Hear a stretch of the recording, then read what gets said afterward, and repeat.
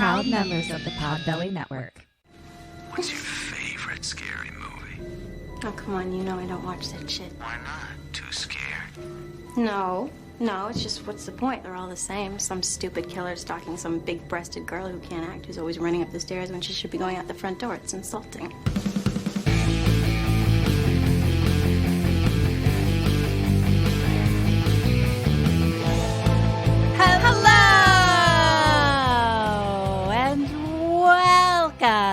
To Kim and Kat. Stay alive. Maybe. We're a horror movie comedy podcast. We're going to tell you the entirety of a movie, spoilers and all. And this week, my friend, my co-host, Lauren Ketryn Porter Martin, is going to try to stay alive. And my friend, my bestest friend, my co-host, Kimberly Aaron Marie Maleficent Jesus Burns Esquire the First, is going to tell me a tale. That's me. That's you. How's it going? It's going. We had crazy fucking earthquakes here last night. I lost a lot of sleep. Yeah, it was terrifying. It was terrifying. It was. So are you in general, Kim, are you an earthquake feeler? Have I felt them? Yeah. Okay. Yeah, I'm not an earthquake feeler. How have you not felt them in the entire time we've lived in LA? Well, as I felt one earthquake the first year I moved here that happened in the middle of the day while I was on a shift at a store, and I thought I was passing out because it was just like my equilibrium, and they were like, no, that's an earthquake. I was like, oh, I'm new to earthquakes. Cool, I get it now. Haven't felt one since then. That's bonkers to me. Yeah, actually, no, that's not true. I felt one like 2 years ago or something. But no, normally people are like, an earthquake, and I haven't felt it. Because there was one, especially last year, because I remember I was in Long Beach, like on a date, and the earthquake was like up here. Like it was like far away, and we felt it like really strongly. Like it was like, it felt like, because it was so far though, it felt like we were like in water. Like it was like wavy as compared to like shaking. I think that now that you're reminding me, that is one that I felt, and Eric and I went, like we're like, where are the cats? Like that was pretty big. But yeah, in general, I'm just not. But this one woke me the fuck up. It was like 4:30 in the morning. Yeah, it was really strong. And I was like, yeah. And I especially in the middle of the night, I like don't know what to do. Like I'm just like, one time when Steph Mott and I lived together, one woke us up in Santa Monica, and we both just like met in the hallway being like, was that an earthquake? Earthquake, right? That was an earthquake. That's like such an adorable little Southern California sitcom that you just described to me. That's so cute. I love that. But like last night, also like they were like 8 miles from my house, the ones last night. So they're super fucking close to me. So like, where were they in relation to me, or where were they? Where did they originate? By like Stillmar and Pacoya. Oh, interesting. Which is like just directly north of me. So yeah, they were super close. So then I felt aftershocks too. And then there's like, I don't know if you follow like LA earthquake bot or whatever on Twitter. You not until this morning when you sent it. Yeah. And now I follow them. So it's like a computer, it's a bot, so it just like does it like as it's happening. So then when you're watching, like it was just like every 30 seconds there was like another little one, and I was like, ah!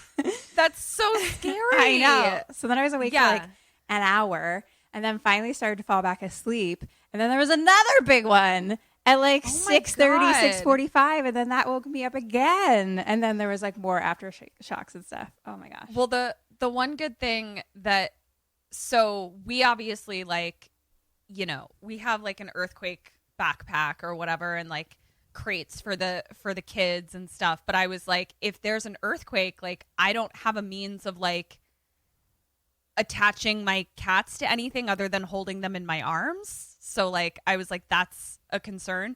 So just yesterday, Hatter got like a little harness. Like I got him a little harness to like put a leash on. Oh, cute. But but this was just yesterday. I put it on him, stood him up, and he just flopped over. Like, just refused to move in utter protest. And we, like, put him on the ground, and he just flopped. And we were like, can you move your muscles? That's kind and of he was what like, you I need, refuse. though. You put it on him, and then you're like, you're mine. I'm taking you now. That's very true. That's very true. So we did exactly what I needed. Never mind. Yeah.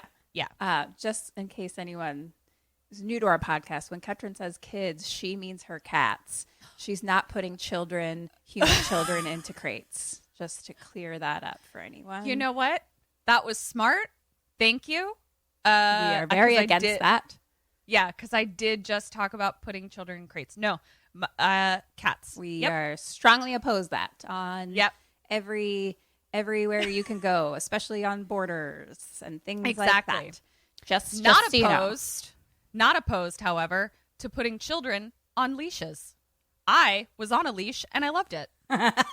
You loved it. I feel like I probably was at one point too. I think so. Me, my cousin, my brother. It kind of all like gives gives you leashes. freedom without anyone having to worry. Kind of, it's like freedom but safety.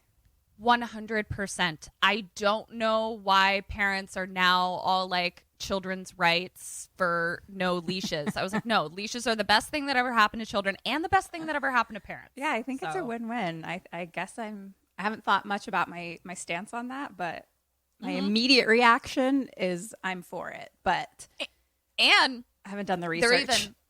They're even better now because when we had them, they were just like a little thing around your wrist. But now they have cute little like bat harnesses. They have cat harnesses for children. They do actually have like little monkey backpacks and stuff. Yeah. And I was like, I'll have one. I'll put my husband in one. That'll be great. I'm sure he'd love that. No, we would both be in one. We'd just be attached to each other. No one would be leading. We would both be, just attached at the back so that we never went too far from each other. I'm sure he'd love that. I'll check with him tonight. I guess I wasn't going to talk about it, but I'm going to talk about it because the weeks have felt like years recently. So I can't say where I'll be next week. So I feel like I'll just talk about it now. Go ahead. Take it away, Burns. Every week it feels like so much is happening now that I'm just like, so a guy I've been talking to for a long time, we decided to call it quits last night. But I feel like it was a amicable, fine ending. And it's mostly just because we're not capable of meeting each other's needs. Yep. And it is what it is. And we're friends. And he gave me a great tattoo. And I'm more than anything, I'm like super grateful for like we started talking the first week of quarantine. So, like, we spent, like, a very specific moment in time together, like a very specific 4 or 5 months. So, I'm just really grateful for that. Like, I'm really grateful I had him. And my friend Tom texted me when I told him, he's like, I think that's a really healthy way to look at it, to be honest. He's like, 1, you didn't have to deal with it all alone. And 2, you kind of passed the universe test and stuck up for what you wanted. And I was like, I did pass the universe test with an A++ star sticker. You passed. I learned a lot. I got to like say what I feel and what I need and stand up for that. And then, sometimes it's just people can't be what you need. Yeah, your lives are very, very different. And it's kind of what dating is for, is to figure that out. Yes. Yes. You weren't particularly attachment triggered during this, here and there I was, breakup. But I dealt with it and I was aware of it. But for the most part, I feel like that's why I'm not like having a mental breakdown right now or crying on the podcast again. Because I'm like just dealing with it in like a healthy way. I was like, wow, is this what secure attachment style people do? They don't feel like they've lost a limb when they break up with someone. I think so. Yeah, I think so. Shocking. I mean, like, you're sad. You're like, it's a bummer, but sad, a bummer. Bummer. That's a good word. Yeah, that's a good word. And like, again, it just happened last night. So it'll probably be like the loss of us talking as much might probably hit me more than anything in the next week or so. But I don't know. I feel like we can still like chat about normal shit and stuff. I mean, ironically, Tom, my friend Tom that I just talked about, like we met on Bumble. Like we dated. Yes. So Yeah. I actually have quite a few. Some of my best guy friends are people that I met on dating apps, ironically. So Yeah, Tom doesn't even live in totally. this state anymore. We're still tight. So Oh yeah, that's right. I forgot that he doesn't live in the state anymore. So yeah, I don't know. It is what it is, and I don't know if I said this, but he gave me my tattoo, and I love it. And it is what it is. I'm weirdly, I said this morning, I'm weirdly like happy for you, which is like a weird thing to say after someone like breaks up with someone, but like, I don't know. I feel like it was like kind of a milestone that you needed to get over, where it's like, oh, my life didn't come to a abrupt halt and I'm not dead after a breakup. So Yeah, totally, which is good for me to experience. And then it's just a step towards finding my right person. exactly. Yeah. Do I have anything? I don't feel like I have anything that happened to me this week at all. Like, I don't know what is, like, what did I do? What did I do this week? I don't know. I guess maybe I did have a fugue state. Maybe this week was the week I had a fugue state. When you lost and time. I just lost time. I just completely lost time. I've been taking a lot of walks and finding new beautiful streets to walk down and manifesting. My walks have become my vision board of houses I want to live in. So Nice. that was my week. Love it. Taking walks. Yay. So Kim, you know how you really want the taste of hot sauce, but you're a big, huge, giant wuss? I do. I found a hot sauce You for did. What is it? Yucateco hot sauce. It is called a hot sauce for everyone, even Kim. Here's why you can handle it. So they focus on flavor, not heat. And also, it's non-vinegar based, which you're also a wuss about.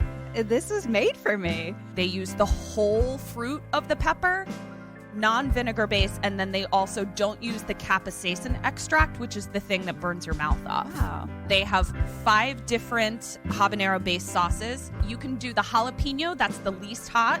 Then it goes to chipotle, then red, then Caribbean, then green, then black, then XXX hot, baby. That's for you because you like to sweat while you eat. I do really like to sweat while I'm eating. So yeah, give it a shot. Cool. Bernsey. I guess I'll go to www.shoplyucateco.com. That's shop, ELYUCATECO.com. # King of Flavor. Go try the hot sauce for everyone, even Kim. Do you want to hear about a movie? I do. Okay. Oh, Gina hole's out. Oh, tits up. My koozie. I didn't see it. What is it? Oh, good vibes only. Cute. Was that for Travis's birthday? One of Travis's birthdays, yeah. Yeah. Oh, that won't be happening this year. Oh, Nope. well. Cool. I wonder if we're going to get to call 2021 just 2020, since like we didn't get to have 2020. Like, can we just call 2021 2020? No. Just be like, 2020 is tainted and the devil. That's ready true. for 2020 to be gone.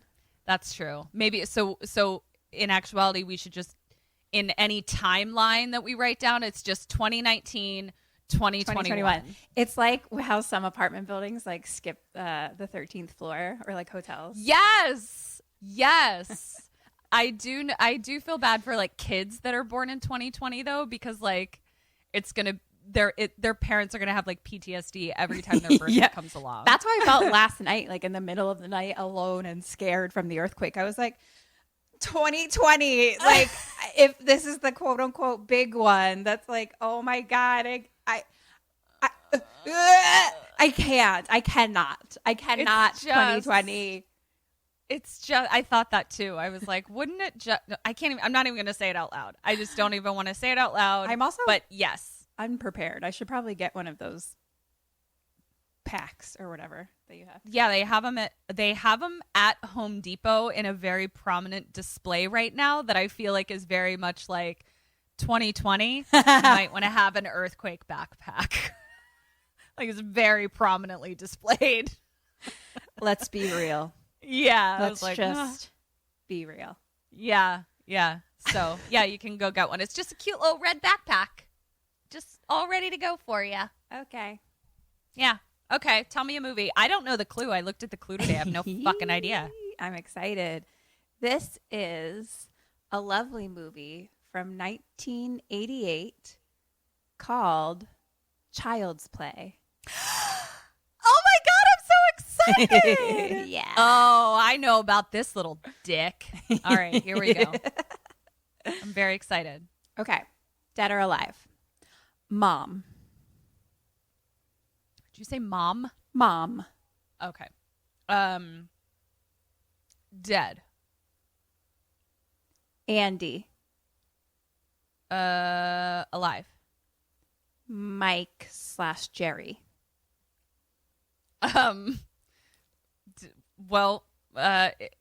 Dead? I just couldn't figure out why you would have Mike / Jerry, so I was very confused. Okay. Mustache. Oh, dead. Charles Lee Ray. Alive. Eddie Caputo. Eddie Caputo. What a great name. Right? Alive. Alive. Isn't Caputo from something else? Someone's name is Caputo in something. God, It does sound familiar. Sammy's? Tell us whose last name is Caputo. Who are we Mr. thinking Caputo. Of? Mr. Caputo is in, he's the mustache. Mr. Caputo. And Mr. Caputo. He has, he wears Because a now I'm suit and hearing a it. mustache. I can see his face. What is he in? Oh, fuck. God damn it. No. Mr. Caputo. Eric's door is closed. He's a If only there was some way to figure it out. If only we had some means of like some sort of But it's like worldwide right on the information tip of highway. my brain. Caputo. It's like high schoolers or something that are talking to Mr. Caputo. Is it Breakfast Club? No, it's current or like Oh. within the past 10 years or something. Oh, I have no idea. I think. I was thinking it was like an 80s movie. No, it's not 80s. Okay. Oh, God damn it. I'll remember halfway through. Okay. John. Yeah, I'm not going to look it up. It's not fun if I look it up. Okay, keep going. John. Dead. Maggie. Alive. Dr. Ardmore. Alive.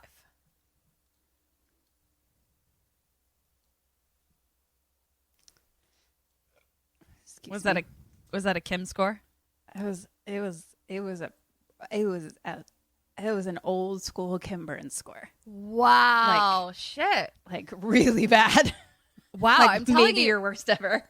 Wow. I'm telling you, like episodes 101 to 200, I'm going to be the can't do Dead or Alive's person. This is not your moment. Yeah. All right. Here we go. Mr. Caputo. Is it that 70s show? It's something like that. Something along those lines. Mr. Caputo. I might have to look it up. It's bothering me too much. Okay. Look it up. But should I look it up right now? Okay. Yeah. Because I want to eat some cherries while you look it up. You guys, cherries. I'm telling you, if you are in Southern California right now, get yourself to the store and buy some cherries. Yes? Orange is the new black. Oh! Mustache. Orange is the new black. Uh-huh. Uh-huh. Mm-hmm. Mm-hmm. I'm glad that we did that because I was on the principal trajectory, not the He's like the prison principal warden. of the prison. He is the principal of the school prison. Yeah, you're right. We start with a dark alley, and someone's being chased, and then we see a police car on the side of the road, and we hear someone kind of be like, "I got the strangler at so and so Van Buren Streets, cross streets," and then they turn their sirens on. We're back to the guy. He's running with a gun, And then he turns behind him and fires at one Mr. Jerry Dandridge. No. Yes. What's up, buddy? In a lovely What was he wearing? sweater that you would expect him to be in, with like a overcoat, you know, like a textured white cream colored sweater. Ooh. You know how he loves I a good see it. sweater. Oh, he loves a good sweater. Loves a good sweater. Ooh, and I bet, and you know what? A good sweater loves him. Ain't that the truth? Yeah. I just never thought I'd be attracted to Prince Humperdinck, but here we are. I don't think of him as that. I don't have a strong memory of Princess Bride? Princess Bride. Yeah. It never like implanted in my heart. As you wish. So he's only Jerry Dandridge to me. Do you know that? So his name is Chris Sarandon. Yeah. Do you know that he was married to Susan Sarandon? But like in college or something like that, or like right out of college, they like went to college, I think, and then got married. And so her married name is Susan Sarandon, and she just like kept it as her stage name. I had no fucking idea. Isn't that at interesting? all. Yes. Yeah. That's fucking fascinating. Yeah. And then they both married like a couple times since then, I think. Wow. All right. So like, I mean, yeah, like her, it's just weird that her iconic name is just like his last name that she married and kept. because I actually like looked it up one time and I was like, oh, no relation to Susan Sarandon. Like, because I was just looking like, are they brother and sister or something? That's what I was like, that. yeah. That's so interesting. Well, great All research job, Ketryn. Yeah, well, You're like, I looked it up one time and found nothing. Here's the thing. I didn't try very hard. Me neither. Yeah. Just a quick Google. You know what? You can fuck right off. As you wish. Right off as you wish. All right, let's go. So Jerry fires back at him. They both miss each other. There's more gunfire. Pow, pow, pow, pow. Pew, pew, pew, pew, pew. Pew, pew, pew. Jerry ends up hitting the criminal guy in the leg. And he runs around a corner to like a street. And there's a van waiting there with a guy in it. But that police car is now coming behind them with sirens on. So the guy in the van is like, shit. So clearly he's like his criminal partner that was like waiting to pick him up. And then the cops are coming. So his partner's like, goodbye. See ya. Pieces out on him. So now, like the criminal is like now limping because he got shot in the leg. And he's like chasing after the van. And he's like, Eddie, Eddie, yelling after the van. But the police car goes by and starts chasing the van. So now our criminal friend is like hiding in like the doorway of a big toy store, pretty much. Okay. You know how it's like just a little space in the building. I do. So he's like in there. And so Jerry's like around the corner and they're both kind of like hiding from each other. And Jerry's like, give it up, Ray. It's over. So our criminal friend's name is Ray. He ends up breaking into this toy store and like the alarm bell goes off. So Jerry goes in now like with his gun drawn, like looking around, and we see a large pile of yellow boxes called Good Guy dolls. Good Guy dolls. Okay. And they all look Makes me exactly think of the same. My Buddy. It's Do you remember just My Buddy? like My Buddy. Yes. My Buddy. My Buddy. I My love that. buddy and me. And then the girl sister. Kid sister. Kid sister. Kid sister. Wherever I go, she goes. I really wanted one. Me too. I really wanted a kid sister. Me neither. Wow. Now we're in therapy. Look at us. Imagine what our lives could have been if we had gotten kid sister dolls. Or even My Buddy. Just one of them. Just give me Yeah. one. My Just give cousin me. had I guess it wasn't My Buddy doll. It must have been, but it looked, I don't know. He had a doll that looked exactly like Chucky, and he called him Gus. It was like his favorite doll that he would bring around everywhere. And I was always like, ah. Like we'd have sleepovers, and he'd bring Gus, and I'd be like, Oh, God. but don't. That's just, but you just brought a murder doll. Okay. So we see the pile of Good Guy dolls, and then title card, Child's Play. So Criminal Ray is like hiding around and shoots at Jerry. Jerry shoots back and ends up hitting him kind of like in the chest. Oh, shit. And he like falls back. And now Jerry kind of like has to go look around to like go find the spot that he fell. When he gets there, Ray's not there. There's just like a pile of blood. So he follows the blood, and then like we now see Ray, who's hurt and like stumbling around, and he's like, I'm dying. And he like yells through the toy store. He's like, I'm gonna get you for this. I'm gonna get you, and I'm gonna get Eddie no matter what. He's fucking pissed. And Ray is like stumbling around, and he's like, I gotta find somebody. I gotta find somebody. I gotta find somebody. And then he ends up kind of like stumbling into the pile of good guy dolls.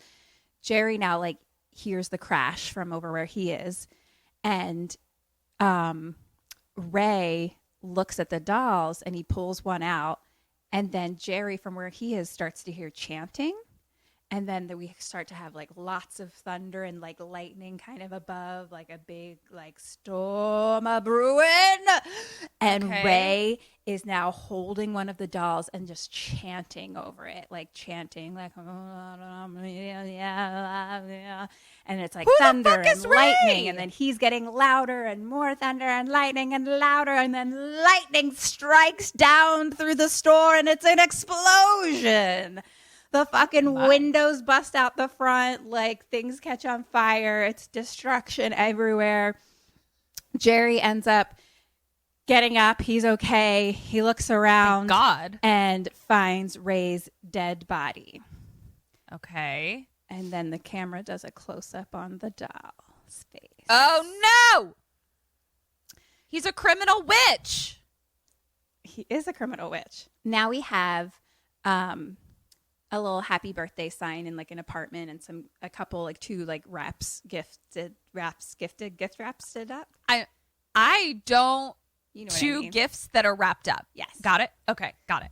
The TV's playing, and it's the Good Guy show. Like, I guess it's like a cartoon, basically.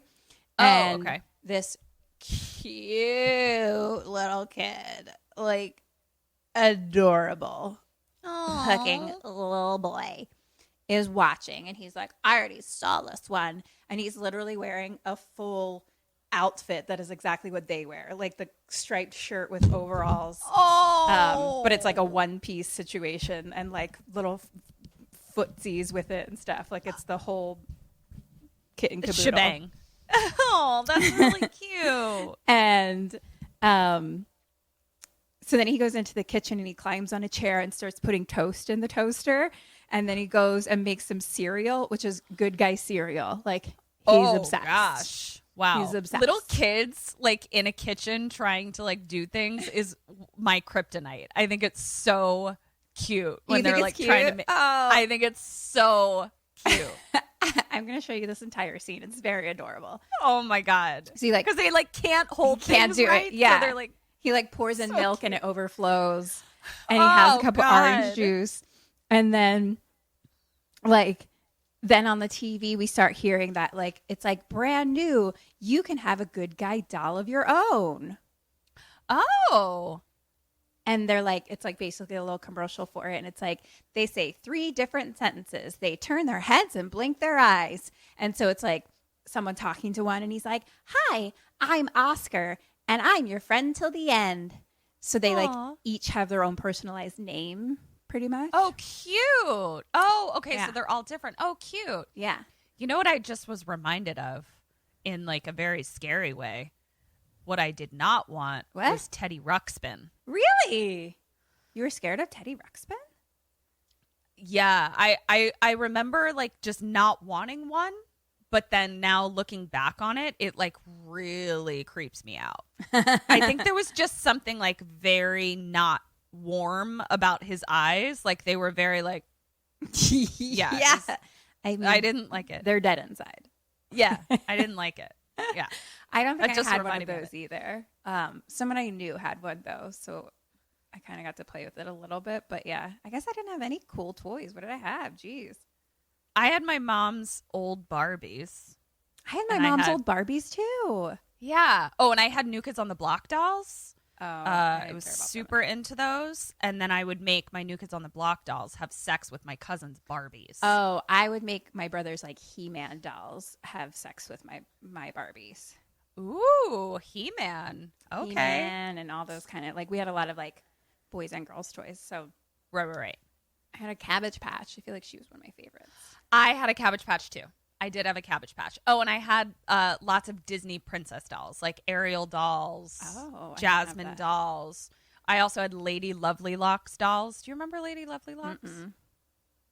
I was really into Lady Lovely Locks. I don't even know what that is. It was a cartoon that came on at 6 a.m. and I like to watch it.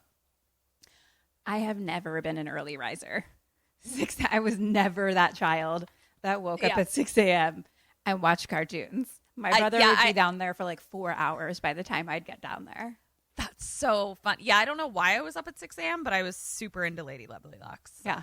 A lot of kids are like that. I was always just like, I'm asleep, bitch. Good night.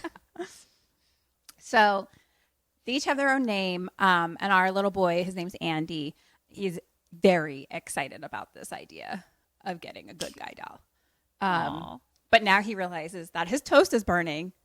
So he gets the toast. It's like literally black, little pieces of black squares, and then just like scoops a glob of like margarine out and like just plops it on top, like doesn't even mix it in, and puts it all on a tray, and then like starts to carry it down the hallway. And he walks by like the living room and sees the presents, and one of them like is big and wrapped like a big box. And he just that's pretty exciting. He has a little smile to himself, just a little like, wonder what that might be.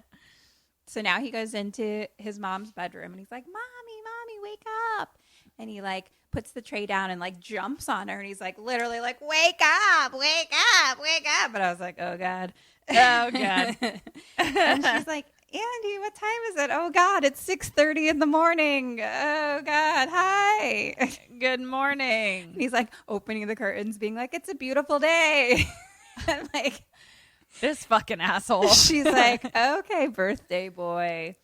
Oh, and he's cute. like, I brought you breakfast in bed, and it's very cute. Oh, I actually really like burnt toast. Why? I don't know. It just kind of has like I don't know. My mom likes it too. Put some peanut butter on it. It's got a real crunch to it. I like it. I don't know. It's good. I'm rechecking our friendship. I'm not sure about this anymore. No, please. I won't make you eat burnt toast. I just kind of like it a little burnt. The taste of burnt things. I don't know why this is, but my mom really likes burnt toast too. And I remember her being like, whenever I'd be like, Mom, your toast is burnt, she'd be like, it's good for the breath. And she was like, charcoal's good for your breath. What? I don't know. So maybe I don't like burnt toast. Maybe I just have it ingrained. Bad at cooking toast and made excuses, so you just ate it. She is a horrible cook. I mean, truly a terrible cook, and she wouldn't disagree with me saying that. So yeah, maybe I've been lied to. Maybe I don't like burnt toast. I mean, have you tried not burnt toast? It's pretty great. Oh yeah, I've had all colors of toast. Yeah, pretty great. I just highly recommend it. Okay. So where are we? Okay. It's his birthday. He's turning 6. Aww. And she's like, oh, I have to give you your B-Day tummy gummy, and like on his like belly. They're very cute. And then he's like, can we open presents now? And she's like, yeah. That was a good kid voice. Oh, thanks. Hopefully I'll be good by the end, since there's a whole movie of him. So I'm just trying to be like you. Oh, well, you just gotta keep practicing. Oh, well, way to show me up. Thanks. Cool. Anyway, presents. Sorry. So sorry. So they go to the living room, and on the TV now the news is playing, and it's talking about how Charles Lee Ray, the Lakeshore Strangler, was shot and killed last night at Van Buren and Whistletoe streets. And so Van Buren and Whistletoe? I'd live at Van Buren and Whistletoe. me too. It sounds like a British. Martin Van Buren have the same birthday. We go way back. Are you serious? Mhm. Oh, that's cool.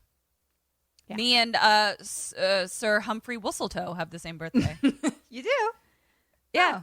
Oh, wow. me and good old Humphrey Whistletoe. Humphrey Whistletoe, sir. What year was he born?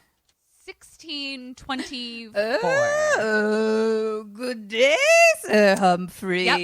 He lived to a ripe old 103. In 1692, he must have had black magic. He made a did. deal with the devil. He was a man witch. A man witch, you say? He was. Wow. Humphrey. No wonder you have the same Whistletoe. birthday. Yep. So they go to open presents, and of course, he's excited to open the big box, and he opens it up. It's clothes. That is so fucking rude. That is so fucking rude. And she's like, oh, like you can tell he's disappointed. She's like, you wanted toys, don't you? She's like, here, open this one. So there's like a smaller one, and he opens it, and it's a good guy's tool set, like a little Okay. like thing Yeah. for him to play with. And he's like, I wanted a good guy to go with it. Oh, yeah, me too, buddy. And she's like, I know, but I like didn't know about them in time to save up for it this month. Oh, poor thing. But also, no kid wants clothes, Mom. Yeah. Literally, no child wants clothes. Especially at 6. No, they don't want them. So, But you could tell these clothes probably didn't even like they came from the thrift store or something probably, like she's trying. Yeah, she's trying. Okay. So cut to mom at work. She works like the jewelry counter of like a department store sort of thing. Oh, mom, by the way, is the mom from Seventh Heaven. Remember her? Oh, no shit. I do. Yeah. Yeah. So this is 80s her. Because then her friend comes in, and her friend is Marty from Greece. Marty from Greece. Oh, got it. Oh, how fun. Who like I recognized her in this from like she's in like another like 90s kind of sitcom, early 90s, late 80s sitcom called Empty Nest. I don't know if you ever watched it, but like she has the same hairstyle, I think, so I think that's why I recognized her. Like I was like, who the fuck is that? I don't know that I've ever even heard of Empty Nest. I guess I was a big fan. I don't remember. Oh, all right. I was watching Princess Bride and New Kids on the Block. And Sir I guess. Humphrey Whistletoe. A quick interjection. Do you have the Citizen app on your phone? I don't. So I've been following it just because I'm nosy. I have had not one, not two, not three, but 4 notifications of a man with a machete in my neighborhood. What up, Jason? Hello, Jason? Literally, like I get like a little notification, and normally it's like, accident at whatever. 4 notifications of man with a machete assaulted Starbucks manager. Yeah. I'm sorry. And I'm like, is this the same macheted man? Or is there a surge of macheted men in my neighborhood? So the reason I was asking is I was like, is this just like a Glendale thing? Right. Or Like how far does it go? I should get that app, I guess. Does it just tell you what's going on in your neighborhood? Yeah, exactly. But yeah, I kind of like am gonna need you to download it so you can tell me if just like machetes are a thing in Southern California. I mean, But like I think 4 you should notifications. not have sex just to be safe. Good call. Yeah. Or I mean, I do have a baseball bat under my bed, so You know how machete men are. Or bring out the old ring. God, so good. I mean, listen, I can do kid voices, but I can't do a fucking chainsaw to save my life. So That's why we're a don't team. you ever forget that, Bernsey. Don't you ever forget it. So, her friend comes in. Remember, Oh, right. Mom? I forgot where Mom we is were. a friend. She comes 'Kay. in, She's like the sassy fucking best friend, you know. Okay. And she's like, hey, there's a peddler out back in the alley, and he's selling that doll that you wanted for Andy. That's like usually $100 fucking dollars. $100 in the 80s? That's a lot of fucking money. No wonder he didn't get one for his birthday. Talking, blinking, head-turning doll. Fuck that. No fucking way, Andy. Your mom's right. You get clothes. It's the same size as you, Teddy Ruxpin. So she like works the whatever counter, and it's clear that like her friend, I think, works there too, but in a different counter or whatever.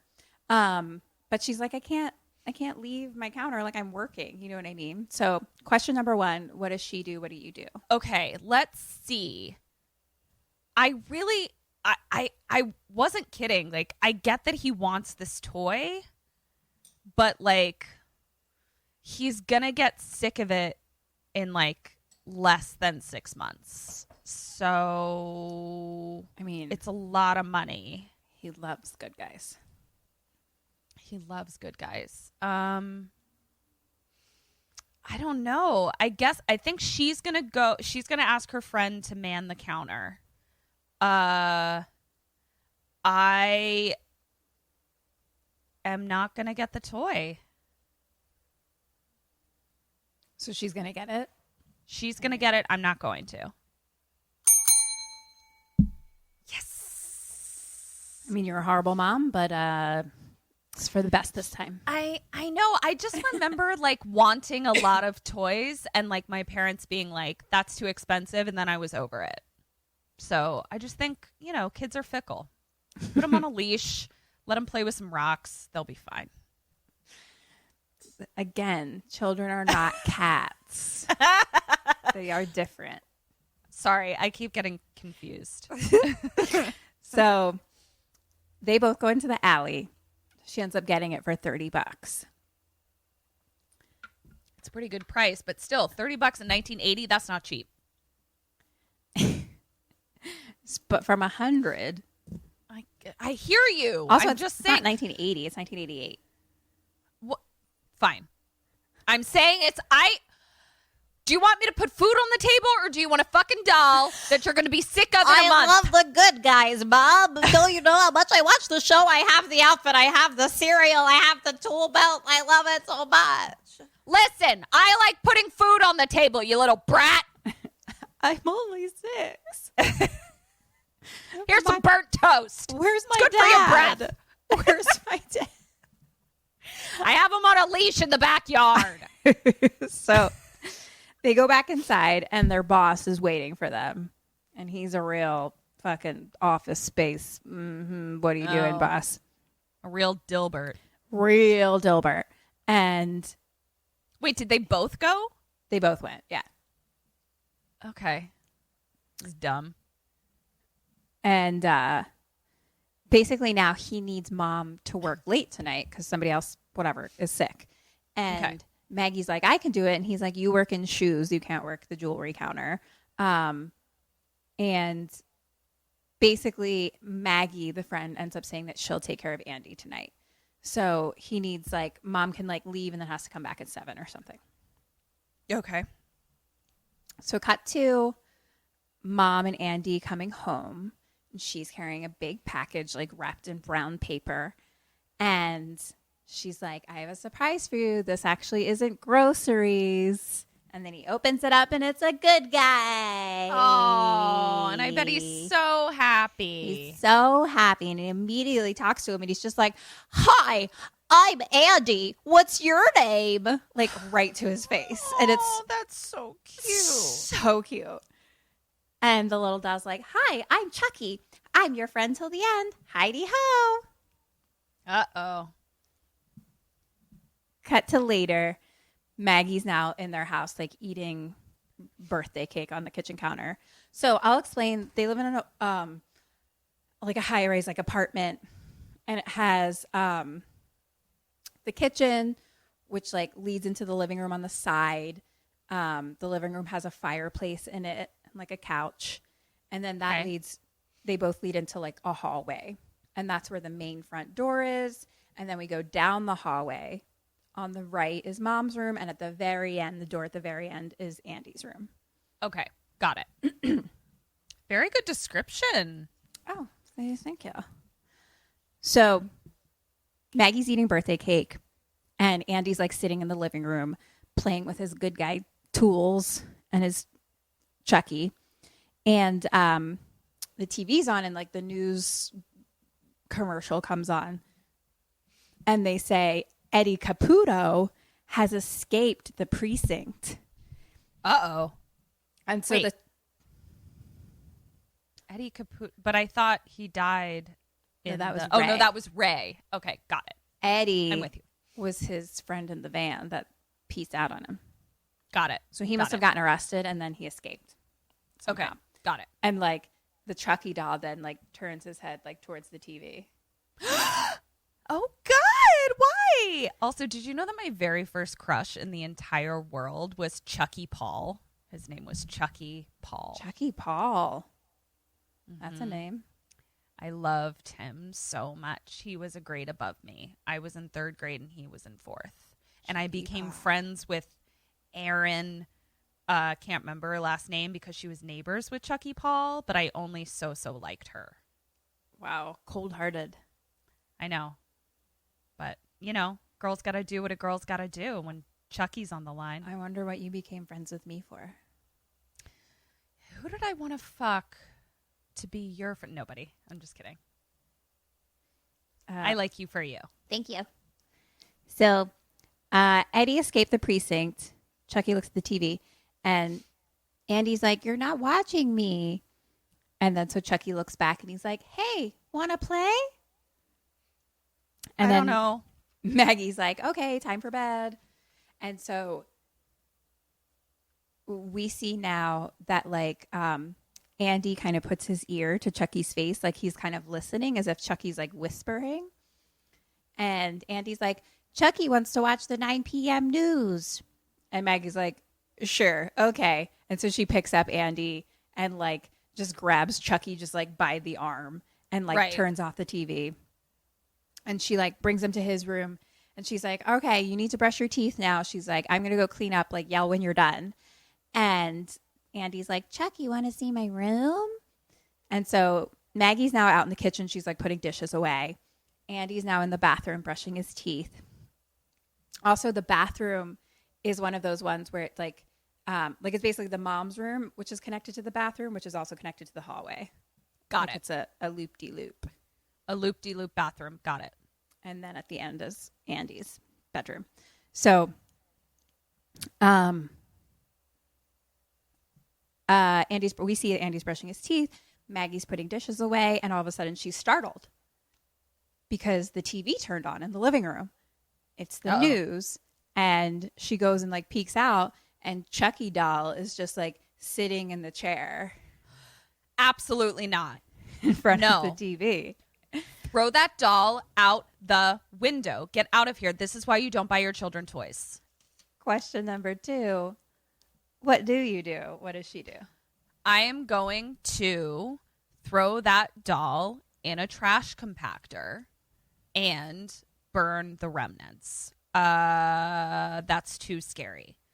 What does she do? I think she just picks the doll up and maybe takes it back into Andy's room or like wherever Andy is and is just like, "Here's your doll." Like, don't put him. Why did you turn the TV on or whatever? I'm going to conveniently lose it until he forgets that the doll exists and moves on with his life. Yes. My poor and impatient parenting skills are really gonna serve me today. Yep. You being a horrible mother is going to save you so much today. Cats! Just yell cats over. Yeah. Burn the kid's doll. I don't care how much he loves it. Ruin his life. Cats! I wish you were a cat. Yes! Why can't my son be a cat? Cats don't like possessed dolls. No, they don't. So Maggie turns off the TV and brings Chucky back and like confronts Andy, basically. Right. Like, you need to learn to, like, listen to what I say when I say something, you know, blah, blah, blah, blah. Yeah. And Andy's just like, what? Like, I didn't do anything, you know? And so she puts them in both in bed, and she leaves. And then Andy says to Chucky, I told you she'd be mad if you watched the news, and then he kisses him goodnight. Why the fuck does this idiot kid not fucking know that dolls aren't supposed to actually talk to you? it's his best friend. And that's the know. whole point of this doll, is that they do talk to you. Listen, cats. He's 6. As of today, he's 5 in one day.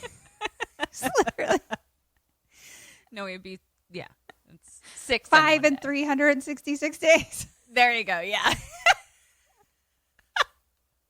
That's how we count kids. We count kids' ages by days. But I'm like, he's basically 5. Like, he's very little. Like, he was very little to be He's the star of this 1,500 movie. And 22 days old. That is like when kids are like newborn. Like, there's just a And they're certain like, he's time 36 period. months. Yes, there's like I'm a like- certain amount of time period where they keep saying months, and I'm like, can we just say year and a half at this point? Like, what Please, are you talking can about? we? Why are we still doing this? Yeah. Quit it with the months. I don't I know wonder- that math. Yeah. How many months am I? I'm going to start saying how many months old I am. On my birthday. Too many to count. You'd break the calculator. I would. Ooh. Good one. So now Maggie is sitting in the living room reading on the couch, and she's like chilly and closes the window, goes back to reading. And we see the bedroom door handle turn. And then it's like a point of view of like running down the hallway. And then like the POV kind of like peeks around the corner at Maggie and then runs by her. And Maggie's kind of like, Andy? Then we see a chair slowly move. And Maggie in the living room kind of hears like a thud from the other room. And so she gets up to look, and she's like, Andy? And she goes into the hallway, and like by the front door, there's like a chair pushed up against it. What kind of chair? Just like a regular wooden chair. Gotcha. You know, like a dining room table wooden chair situation. Got it. Medium to low. Medium scary. Medium to low scary, I would say. Yeah. Yeah. Well, they're pretty scary in The Conjuring. So, yeah. But medium, that's medium dependent- scary. Medium scary. Yeah. Medium scary. Got it. So, and this is all, there's a lot of times in this movie where everyone moves very slowly. Like, that's how we build the tension, is because we're like, I'm going to look here very slowly. So she's looking around. She goes to the door, and so she like locks the door, and then she screams. There was a noise in the kitchen. What? She looks in the kitchen. She turns on the light, and there's like flour spilled all across the floor. And the kitchen has a an Flowers. island. Flour. Got it. Yeah. Many grains of flour. Yeah, I was very confused. The kitchen has like an island in the middle of it, basically. And so it's like spilled kind of like across the island and across the floor. And she's like, how did that happen? And then the phone rings. It's her friend and our friend, Mom, checking in. Hi, Mom. How are you, Mom? Question 3, what do you do? What does she do? Maggie? Yeah, Maggie. Answer the phone? Is that what you're... Well, she's answered the phone, and it's Mom. And what does she do? I think she tells her everything is fine and cleans up the flour. I think I tell her to get a cat. I think what I'm going to do is say like, hey, just so you know, like Andy's being a little naughty. Like he, isn't listening very well and he spilled flour all over the fucking kitchen, which I'll clean up for you. You're welcome. And I'm never doing this again. The end. Gosh. Mean mom and mean friend. I know. I'm sorry. Flour's really hard to clean up, though. Like, it's really frustrating to clean up because if you use any water, then it becomes a paste. And now you've created a paste situation. It's a very frustrating thing to clean up. And I just would like Andy's mom to know that he's created quite a problem. Like Ross from Friends trying to get his leather pants on. Now it's created a paste. I love that scene. Well, let's see. I'm going to give you a point for her. Okay. As much as you were a bitch, I don't think it was actually enough. Oh, I should have been bitchier? Mm-hmm. Ooh, I can't wait to learn. Okay. So mom's just checking in and she's like, you sound weird. Is everything okay? And she's like, no, everything's fine. She's kind of like Maggie, like giggles. And she's like, I just have the alone at night willies. Yeah. I had those last night. Hey. And they kind of, converse. And mom is like, thanks, you're a real pal. And then they hang up. I would watch your kid for you. I'm not sure that I want you to after this. I'd be nice to it. I just tie its little leash around its little fucking stupid body and let it do its thing. Okay. Exactly. Yeah, I would just let it run around, have fun. Drink whiskey, whatever it wants. God, whatever it wants to do. So now we're POV at the good guy's toolbox that he got, and we pick up the hammer, which is like an actual hammer, just mini size. It's not like plastic. No. Hashtag the 80s. You can't do that. You can't do that. You can't give a child a hammer It's just toy. a hammer. It's not allowed. That's how you learn to hammer. So Maggie is now with the broom starting to clean up the flour, and she hears something kind of like there's like some flower pots like against the wall next to the windows, and she kind of hears something. So she slowly moves towards it, and then she moves the flower pot. Nothing's there. And she's like, like, what's wrong with me? I'm like scaring myself to death. And then she turns around, hammer to the head. Directly into the forehead. And then With the pointy side? No, the other side, but Ow. the dull side. But she's knocked in the head, and then she falls backwards and then trips and falls out the fucking window down 6 stories. You know who doesn't hit you over the head with hammers? Cats. Cats don't. I don't know your cat. Okay. Also, I was just thinking about this. One time I was bothering my dad and he wanted me to go away. So he handed me a saw and told me to go find a stump to saw. Skip, no. I just remembered it. He was like, here's a saw. So when Next thing you know, to saw. your brother's missing a finger. Right. Yeah, it's so stupid. It was great. I found a really good stump, though. I bet that was fun. See? It was really fun. Yeah. It wasn't the worst idea. No, it wasn't. And I still have all my hands. Well, they're deformed, but Right. that wasn't the saw's fault. You're going to use that saw when you need to cut your pinky stub off one day. Oh, yeah. God, they're so weird looking. Okay. So now we cut to mom getting off the bus Oh. in front of her apartment, and there's cop cars all around and like a big crowd out front. So she like runs inside very easily. No tape or anything blocked off. She runs. Oh, the 80s. up that gets in the elevator, goes up to the 6th floor. There's like a couple cops in the hallway that she like runs by, and they're like, hey, and she's like, I live here, and runs inside. Right. And then there's just cops everywhere, and she's like, Andy. And then we hear mommy. And so Andy's sitting on his bed in his bedroom with his Chucky, sitting next to one Mr. Detective Vampire Mike Norris, Jerry Dandridge, homicide. Ooh, PD. how are you, officer? Oh my gosh. Maybe you should put me in handcuffs. Ooh.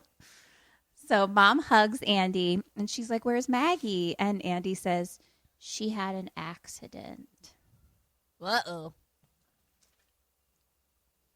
Oh, that's when I'm glad that I wrote this down. It's so weird sometimes. I wrote loud bang in my apartment, and I was like, that's, but it was like, Thank you for including that. in my apartment. Oh, now it's actually meaningful because, so as I'm watching this yesterday afternoon, there's this giant, like very loud bang in my apartment from the other room. And I was like, oh my God, Chucky, what's happening? And What was it? I go look around because I was like, did the fan fall over or something? Like I was like, clearly something like fell.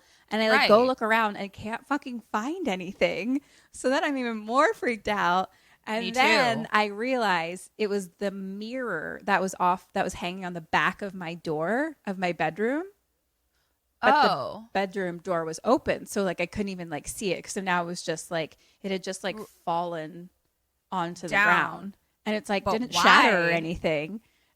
But Yeah. then I thought about it last night. I was like, praise fucking be. Thank you, goddess, that happened yesterday afternoon out of the blue.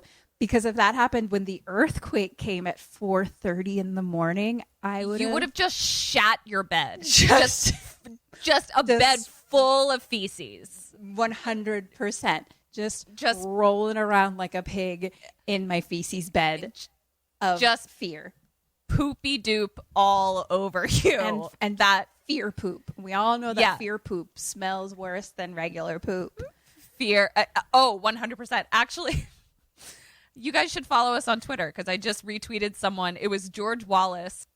He wrote, "Hey, secret police.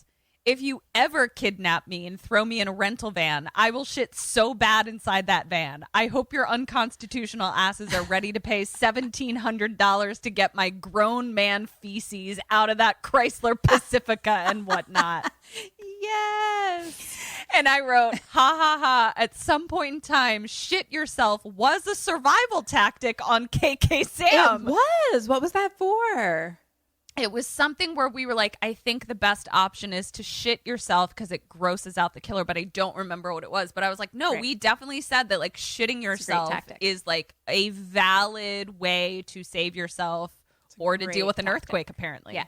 Yeah. I'm not sure how much it helps you in earthquake survival, but I'll Sure. have to Google it. Sure. Again, Yeah, I said I was unprepared. So maybe that's the right answer. Yeah. Yeah. It's actually in your backpack you're going to get. It's earthquake poop cleaner upper. So. So yeah, in that moment, I was very grateful that this moment happened because I was Yeah. like, good damn, that would have been so much more Terrifying. terrifying Yeah, because for it was sure. so loud. So anyway, I came back to the movie then, and our friend Jerry is like, ma'am, I need to talk to you in the hallway. Right. So Andy kind of sits with Chucky, and he tells her that Maggie's dead and that she fell from the kitchen window. Mom is very upset, thankfully. You know how sometimes we watch horror movies and like someone's best friend dies and then they're just like moving on. Like she They cared. don't care. Yeah. Yeah. That was like the movie we watched for Kill by Kill podcast. Everyone Yes. should go listen to them, by the way. Like, there was so little regard for the death of people very close to you that it was distracting. Do you want to know what's ironic? That movie, What? Screen for Help, is I think written by Tom Holland. This Yes. movie, Child's Play, is directed and co-written by Tom Holland. Shut the fuck up. So maybe he got notes where it was like, can people care that their friends die? And he was like, oh, sure. Yeah. Yeah. Isn't that funny? That's hilarious.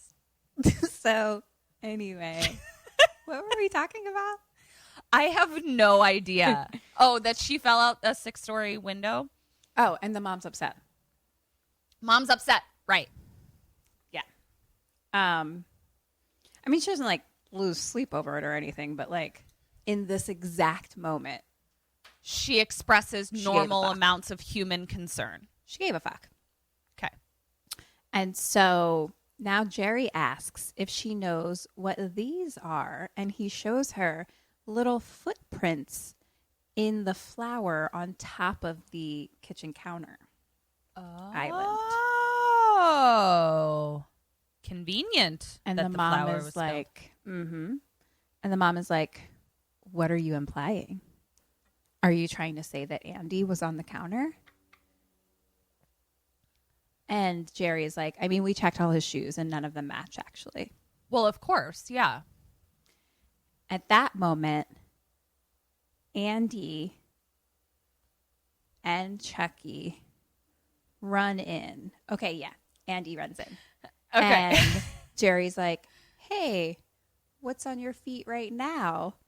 And he's like, a good guy, PJ sneakers? Kim, nice. Your little kid voice. It's not bad. I'm just trying to be like you. Yeah, it's actually pretty good. Thanks, man. It's like we're You're best welcome. friends. It's like we're best little buddies. Get With this our letter. we're little babies. Wish we were cats. So he's wearing that fucking outfit that's the whole shaboodle. Oh, and right. It has even the little fucking booty shoes. Uh-oh. But And also, like, in general, just so that I understand, like, the size comparison here, since I'm not watching it. So, like, I have the general idea of, like, what the size of a 6-year-old human. But, like, I'm picturing that the Chucky doll is still, like, a doll that Andy can hold. They're not, like, the same size. he can hold him, but like he's not much smaller. Like I would say he holds him and he's like up to his knees maybe. But he's like Okay. hefting him. Like he's like, come on, Chucky. Like he's Okay. not like it's not a Cabbage Patch. Like it's But like they wouldn't be wearing the same size shoe is what I'm saying. maybe. They seem similar. Okay. All right. So there is a scenario where shoe sizes might be comparable. Is just all I needed to know. Okay. Basically. Got it. We're led Okay. to believe. I didn't do a shoe comparison. They didn't do a foot comparison. We're led Okay. to believe. Got it. Okay. Regardless, it's the 80s. I can go into many more reasons in a second here why the investigation they're not doing a great job. They didn't really measure the shoe size either. So they're just eyeballing it. They're like, hey, here's little tiny footprints. Here's a little tiny kid named Andy. Yeah. Listen, You I'm got no little detective, feet. but I don't think you're supposed to eyeball shit. I think you're Yeah. supposed to use measuring sticks and stuff. So the footprints have like basically, and his shoes, like he looks at his shoe or his little PJ shoes or whatever. And on the bottom is like a very specific imprint. So it has okay, like like the a- little tools on it. Like it has good guy shit on the bottom of his feet, basically. And that's Got what it. it looks like in the flour. Oh shit. So they look at his little footsies and mom's like, go to bed. Yeah. Okay. And then she's like, he doesn't know anything. I just lost my best friend and I need time alone. And so Jerry's like, okay, I'm sorry. We'll clear everybody out. Clear everybody. Yep. Why do She's sad. casual observers of 80s horror movies know more about investigation than actual detectives in 80s movies? She's sad. It's her apartment. Get the fuck out. I don't care. Oh my God. So Andy gets into bed now and he's like, Chucky, what's so important about my sneakers? And Chucky is now sitting in a chair. No. a small, child-sized, rickety rocking chair. Rocking chair. I knew it. I fucking knew it. God damn it. It surpassed the idea of what we thought the scariest chair was. Right. Because remember when I was like, ooh, tiny size chairs are small or scary too. And like it just has, it's like one fucking check mark after the other. Yeah. Yeah. So this is, again, I'm referencing all of our social medias today. If you're not following us, you should be. Kim and I work very hard over there. Yes. It's at kksampodcast. Yeah. I fucking walked past a random haunted house yesterday, and just out in the yard was a teeny tiny, itty bitty, little terrifying, falling apart rocking chair. Yeah. And I was like, welp, I'm haunted by proximity now. Child-sized rocking chairs. Fucking terrifying. I think they're number one. They should be banned. Chucky's just chilling in one. Of course he is. So basically, because of that, like Andy's laying in bed and Chucky's sitting, so his like legs are straight out at Andy. Mm-hmm. And so he gets to see the bottom of Chucky's feet and sees that it has kind of flour marks on it. Oh, shit.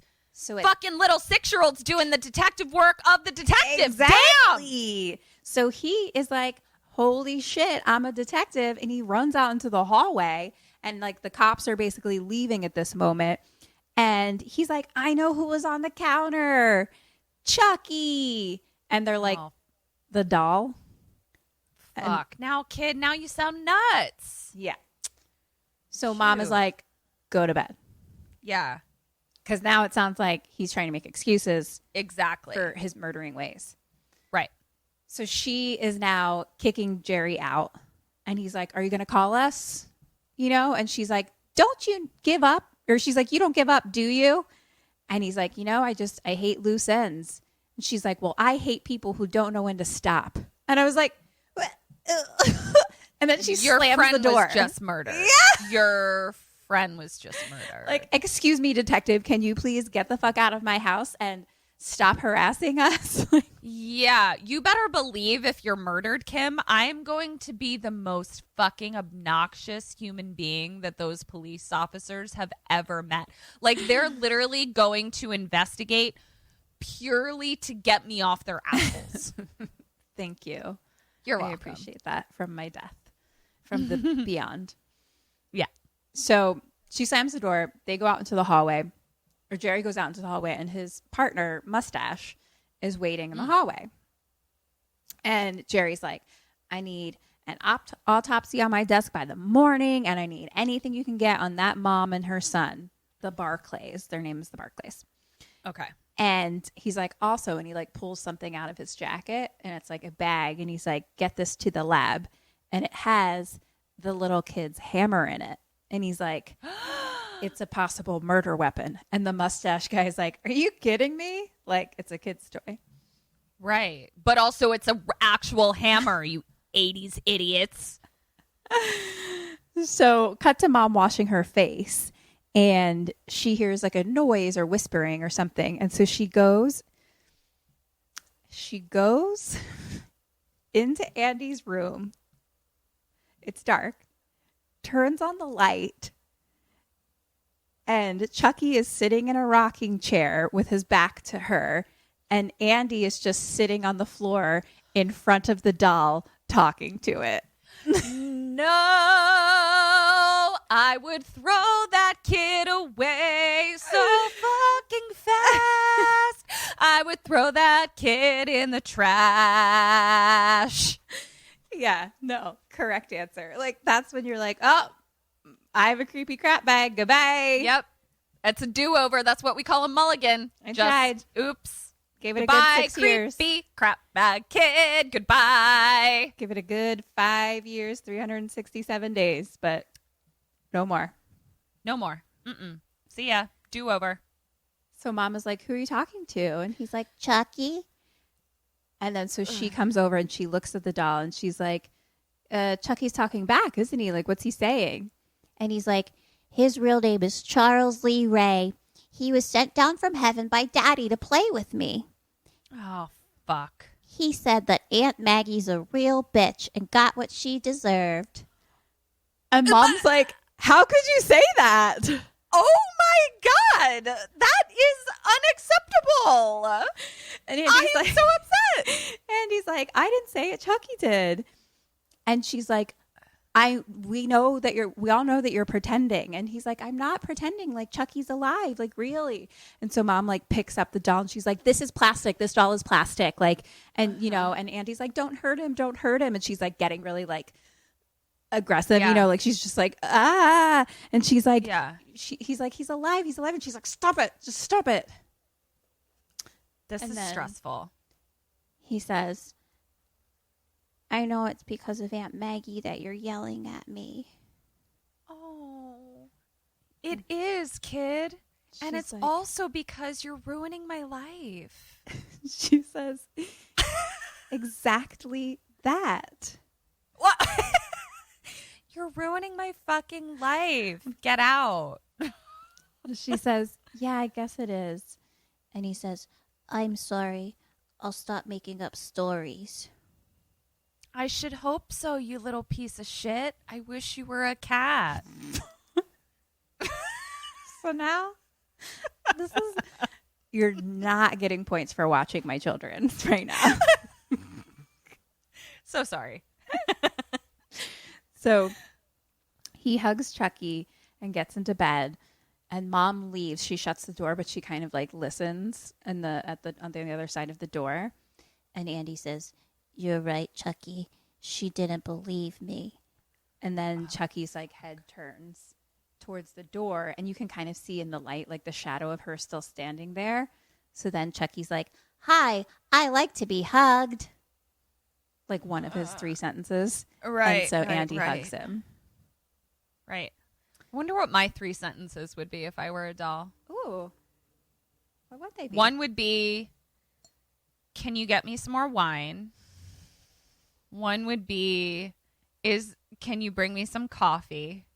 And then the next one would be, where did you, and I don't know what my third one would be. Probably talking to my cats. I think we've established that. Yeah. So bring me some wine, bring me some coffee. Where are my cats? What would mine be? I don't know. How many more episodes of Love Island are there? I need 12 drinks. And turn your alarm off. That's only my doll for you. Yeah, I got exactly. like a personalized message. Turn your alarm off. Have we talked about the PTSD of your alarm that I have with you? Like, I don't know if people think we do cut some of it out, but like when I talk about like Ketryn turning off her phone because like it's making noise, it's not just because I'm like, we're podcasting, like let's be professional, right. Ketryn, like come on, you know.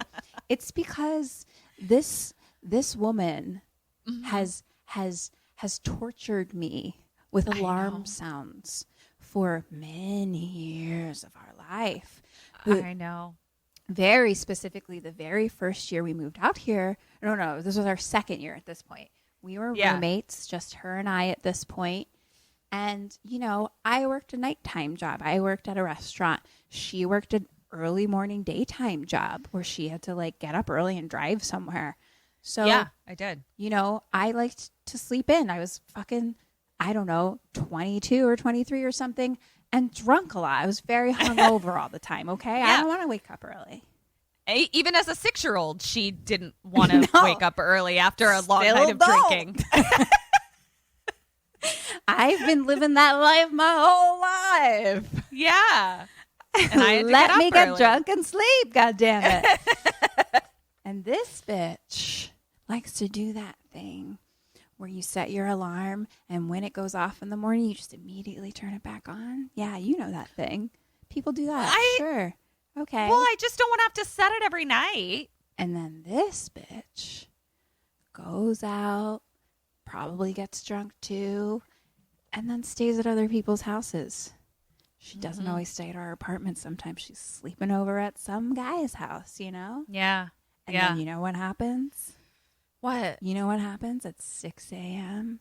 What? That What happens? motherfucking alarm from her motherfucking alarm clock goes off. This is before iPhone times, you guys. This is when you had a fucking alarm clock plugged into your wall that made that ree, ree, ree sound. It was a bad noise. And because it's a fucking alarm clock plugged into the wall, that shit don't turn off. That'll go on forever. Until you turn it off. Yeah. So then I have to wake up and go into a room, empty room, and turn it the fuck off. The thing is, she wouldn't turn it off, though. She would just rip it out of the wall. I think I and then leave. started by turning it off, and then it happened so often that I would literally rip it out of the wall because I needed her to know. I needed her to know when she got home that alarm clock was unplugged for a reason, because something happened while she was gone. There was one day when I came home and it was ripped out of the wall. I don't know if you remember having done this. You ripped it out of the wall and you wrapped the cord around itself and placed it in the center of my bed. And I was like, oh, oops. Oopsie Like, daisy. on your pillow to be like, I need you to know what happened here, ma'am. And I was just like, oopsies, I forgot again. So yeah, my doll for you would say, turn off your motherfucking alarm, bitch. It is kind of funny that I still have alarm problems, even though we don't live together anymore. Oh yeah, because now it's like the phone makes all these sounds because of like calls and shit. Yeah. And then because she apparently needs a water alarm, and I'm like, just silence it during the time that we're talking. It's PTSD. It's PTSD, you guys. I did silence my water alarms prior to starting to record. Thank you. I'm so learning. much. What are we doing other than airing our grievances from 20 years of friendship? Oh man, I'm fine. It's cool. It's no big deal. Cool. Wow, I'll just save that. It'll be like 2 things that I say and then like a personalized message for each person. Oh, I like that. Cool. So anyway, these people are doing stuff. Hi, I like to be hugged. Okay, perfect. They went to sleep. Now it's the next day. Okay. She's walking him to school. It's like fucking winter snow time. Okay.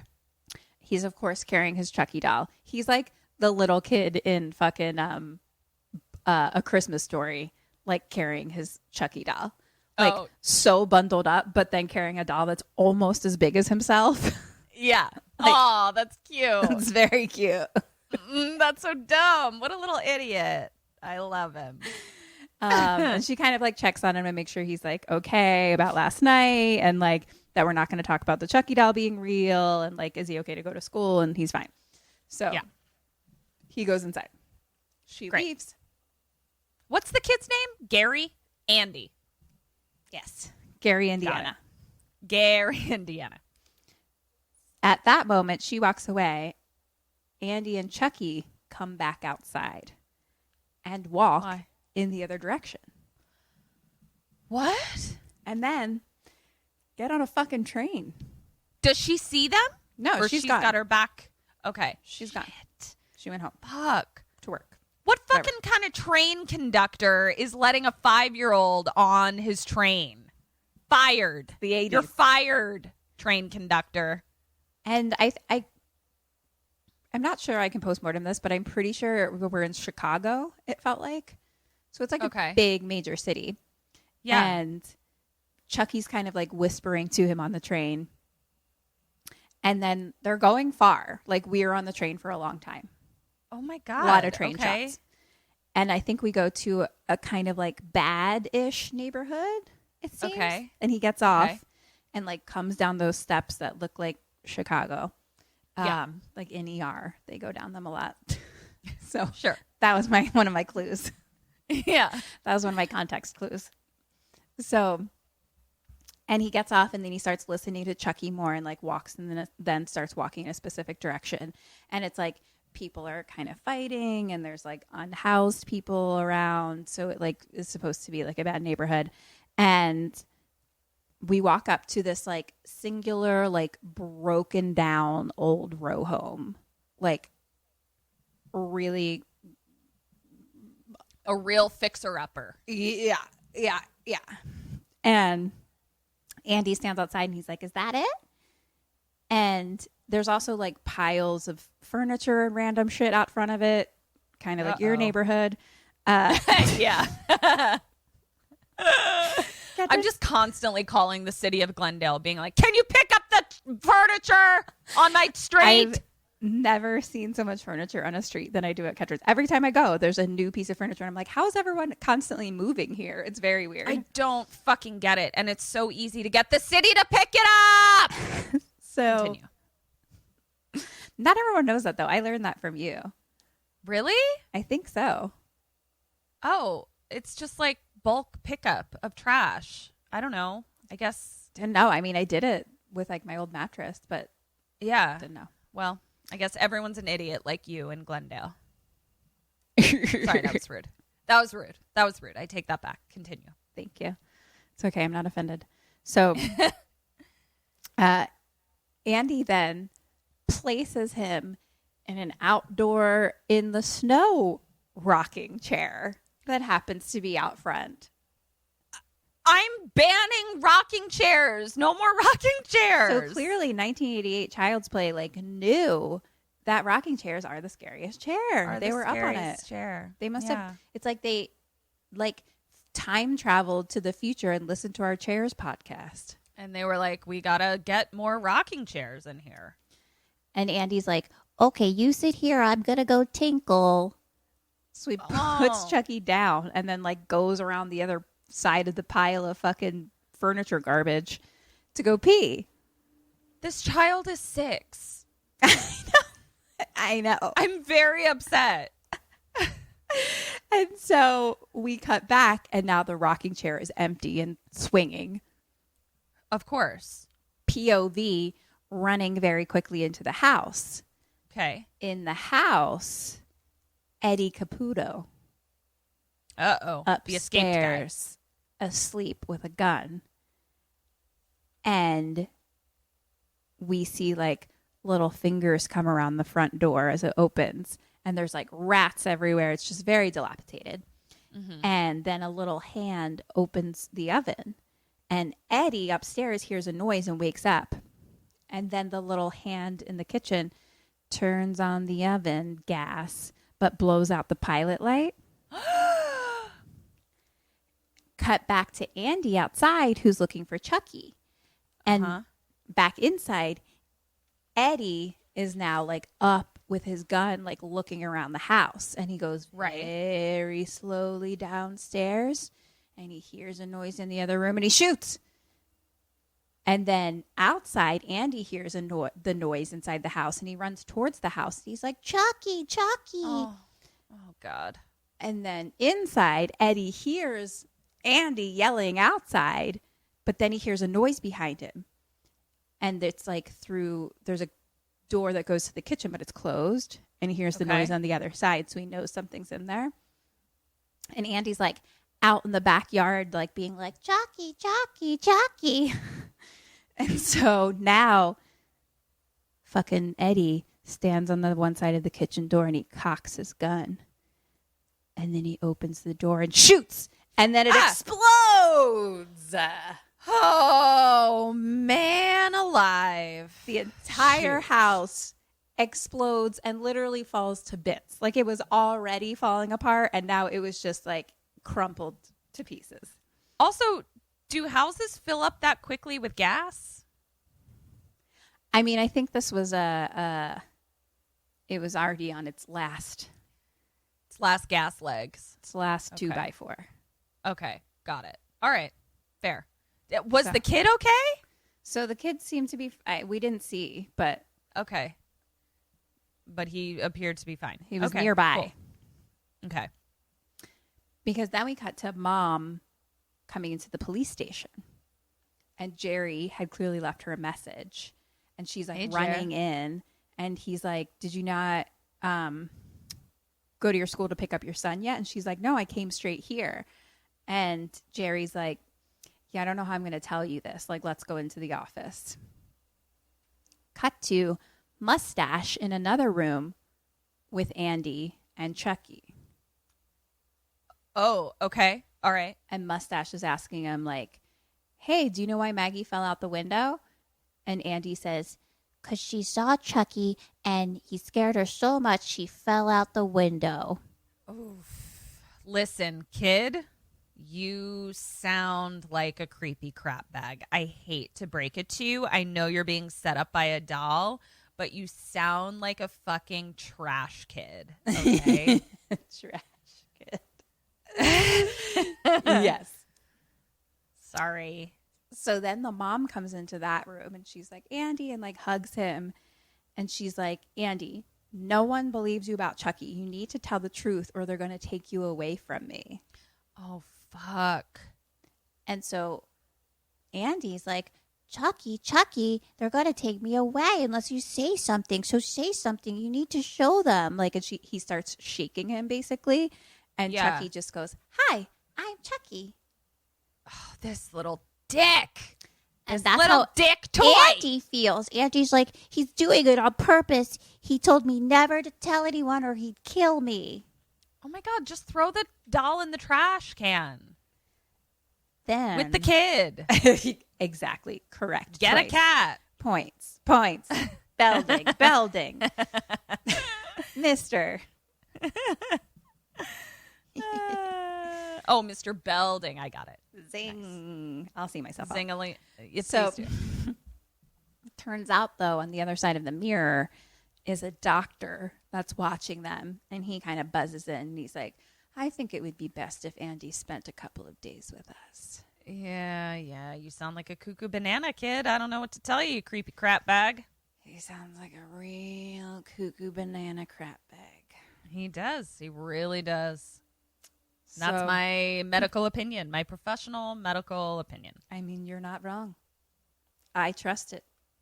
Yep. I trust you with medical opinions, but not with alarms. So now Mom comes home with Chucky and no Andy. She brought the fucking doll home? Yeah. And now God she kind of damn like- it. Yeah. She kind of sits down and looks at him and she's like, come on, say something, you little bastard. And he's like, hi, I like to be hugged. And she kind of laugh cries to herself. Like, what am I doing? This is the most insane thing I've ever fucking heard. This is insane. My parents were really annoyed by the musical soundtrack of that cartoon movie called The Three Caballeros, where it's like the little birds that are singing. Never heard of My it. dad told, all of a sudden it disappeared. Like the VHS disappeared. My dad told us later, he was like, oh no, I threw that in the trash and told you that it was gone. So like, Good for the them. fact that she did not throw this doll in the trash, so that when Andy came home, she was like, oh, your doll ran away. Goodbye. Here's the cat. Like, that's insane to me that she brought it home. I guess we didn't all have monsters like your parents who I throw our favorite toys away and give us saws instead. But they were really annoying musical numbers. I'm just kidding. so Skip and Peg, I you're the can't- best. We love you. I can't blame them. Oh, yeah. They're patrons now, so Please stop shitting on them and their parenting skills. gotta stop talking shit about Peg and Skip. Just kidding, you guys. So she laugh cries to herself, like, Yep. what is my life and what am I doing? And my son Yep. is in a mental institute. And just places Chucky like on the coffee table and goes to the kitchen to get a glass of water. In the corner of the kitchen, she sees the box that he came in, the good guy box. So she goes over and looks at it and like picks it up. Batteries fall out of it. There's no batteries in the doll? Question 4, what does she do? What do you do? I am going to set the doll on fire and watch it burn to oblivion. For sure. 100%. What does she do? Does she maybe she doesn't, maybe she opens the doll to see if there's batteries in it. Maybe these are spare batteries or something. I'm not going to bother. I'm going to light it on fire and then throw the ashes into the ocean. That's fucking terrifying. Correct. Yeah. She sees on the box that it says batteries included. And they're like little good guy batteries.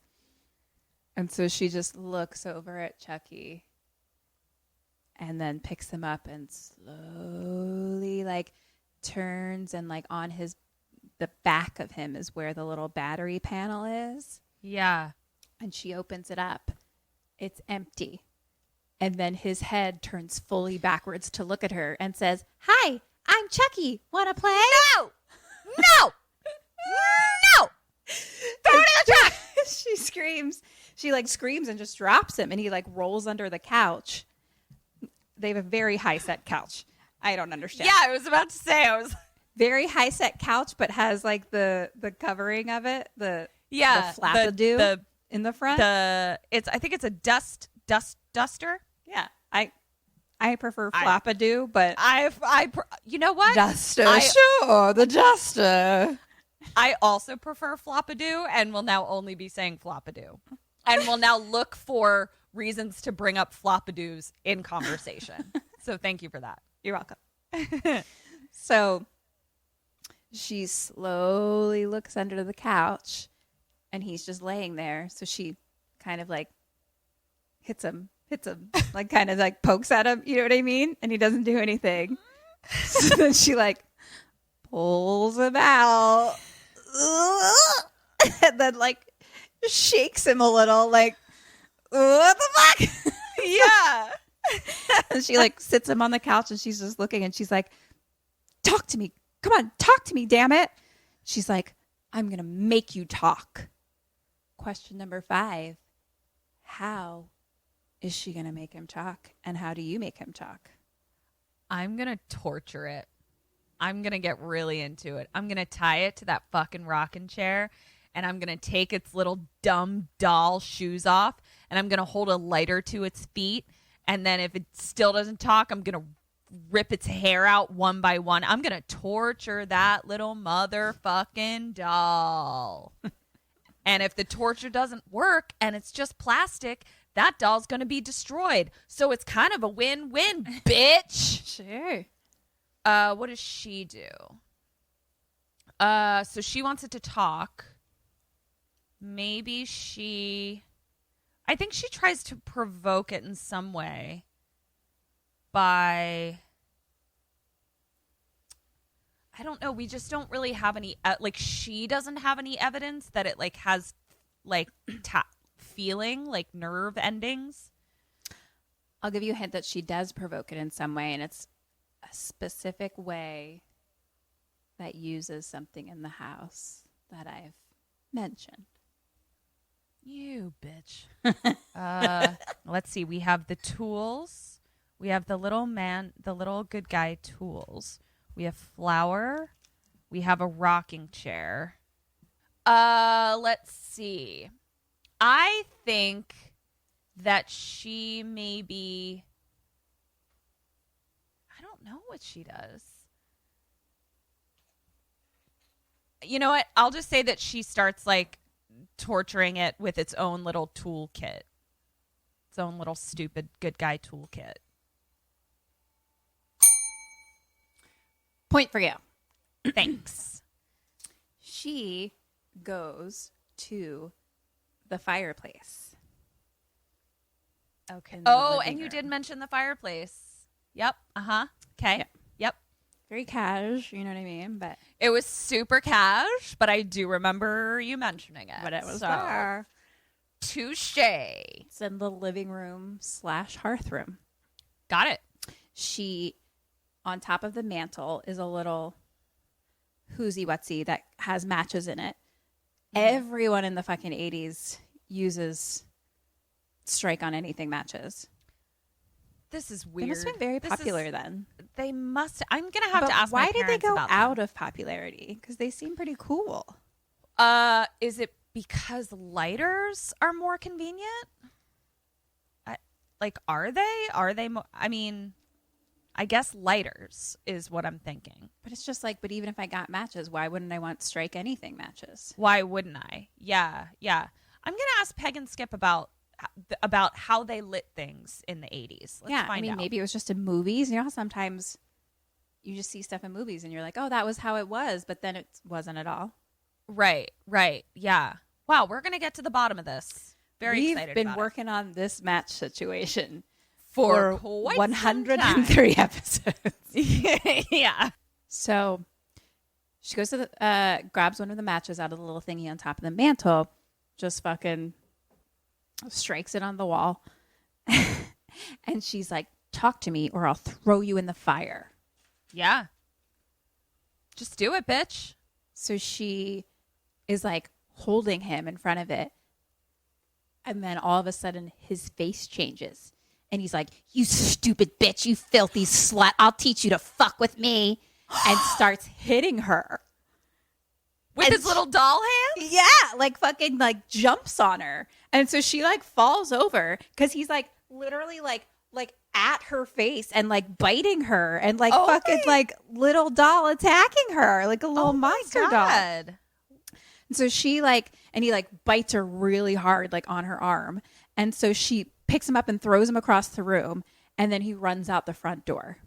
Oh, shit. Now we got a loose doll. Loose doll. So she fucking follows. She's like, I ain't letting you go, bitch. Get the fuck back here. She fucking runs out. He's already in the elevator going down. So she's running down the steps. And it's like, how did he push the button? I just, suspension of disbelief. Okay. All right. And so, my face. And so he is in the elevator going down. The steps actually like circle around. It's like a see-through wiry elevator and the steps go around it in a circle. That's cool. Yeah. And it's weird. very cool. Okay. So she is running down the steps in like high-heeled boots. So she like trips and falls at one point, of course. Of course she does. Finally gets to the bottom. He's already out of it. So she runs out the front door, out onto the sidewalk. Nothing. Shit. Yeah. Shit. Cut to a taxi pulling up to the police station. Mom getting out. Our friend, Detective Jerry, happens to be leaving right there. And she's What's like, he wearing? You know, he started wearing more like button-up shirts with ties, to be honest. Always an overcoat of some sort. But like plaid button-up shirts with a tie. Do you know what I mean? Okay. It wasn't. All right. I was really craving the sweater Jer for Yeah. the rest of the movie. It was really only in the beginning, but listen, a nice overcoat on a Jer is fine with me. it's always it is got a fine. good overcoat. You know, because Yeah, we're like in, a pea coat. Is it like a wool pea coat kind of situation? yeah, because we're in Oh, yeah. Chicago, obviously. So he's like, it's fucking cold. Oh yeah. I'm into that. Okay. Yeah, All right. I mean, it doesn't look bad, but like, but we were missing the sweater. I get love it. a sweater Jer. Yeah. So she gets out and she's like, immediately starts like running to him and she's like, Andy was telling the truth. Chucky's alive. He killed Eddie Caputo.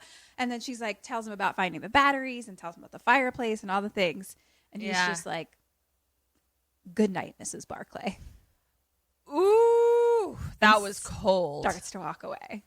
Like, Ouch. mother, like son, go to the mental institute, ma'am. Oh, ma'am. So mom now like grabs him and she shows him his arm with the bite mark. And he's like, what's that? And she's like, Chucky bit me. And he like rolls his eyes. Oof. And so she like starts to run away and he's like, where are you going? And she's like, I'm going to find Chucky.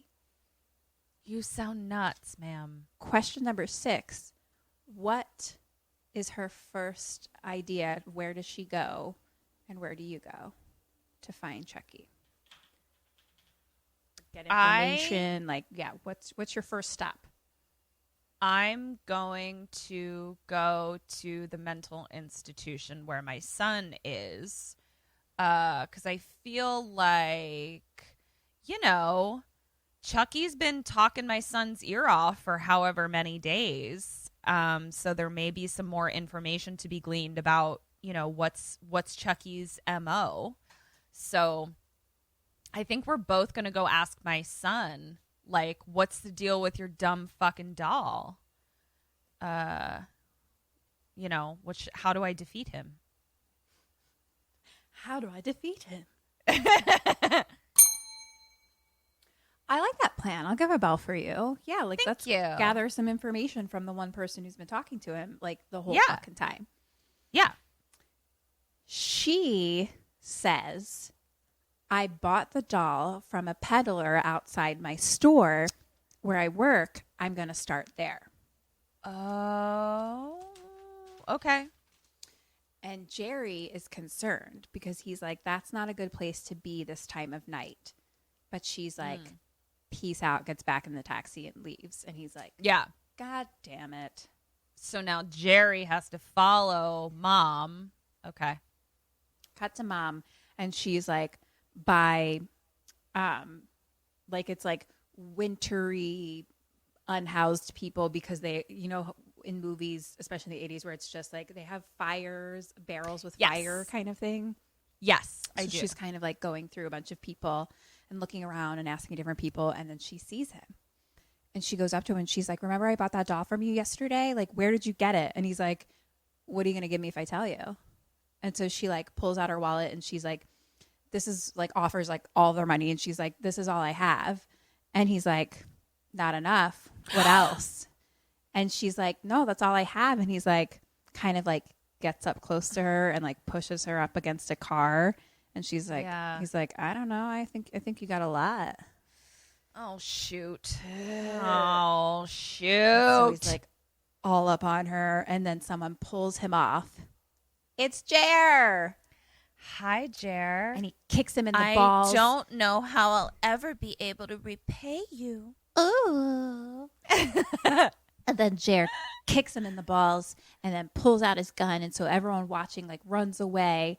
And then he asks the guy about the doll. And the guy's like, look, I got him from a burned out toy store. And Jerry has concerned face. Oh, concerned face. Okay. And Mom's like, what? Like, what? And Jer won't answer. She's like, what? And he's like, the place where he got the doll, Charles Lee Ray died there. Yeah. Eddie Caputo's partner. And he's like, it was struck by lightning. I was there. I killed him. Okay. And Mom was like, whoa. I mean, did Ray say anything before he died? And Jerry was like, yeah, he threatened to kill me and Eddie Caputo. Okay. Interesting. That's interesting. That's useful that from Jerry's perspective, the building was struck by lightning because like he didn't see like Ray chanting at the doll. Like that wasn't the part that he witnessed. He just witnessed. Okay, cool. Yeah. That's good and to then like it, remember. Like, caught on fire. Yeah. Okay. Which is why he's like, excuse me. Yeah. Ma'am. So now he goes to drives her home. So they're sitting outside her place in the car. And he's like, I'm sorry you didn't find out anything to help Andy tonight. And she's like, I did. I found out that Chucky is Charles Lee Ray. I just don't know how he got in the doll. And Jerry's just like, good night. And she's like, do you want to come upstairs and question me? And that's you. Question number 6.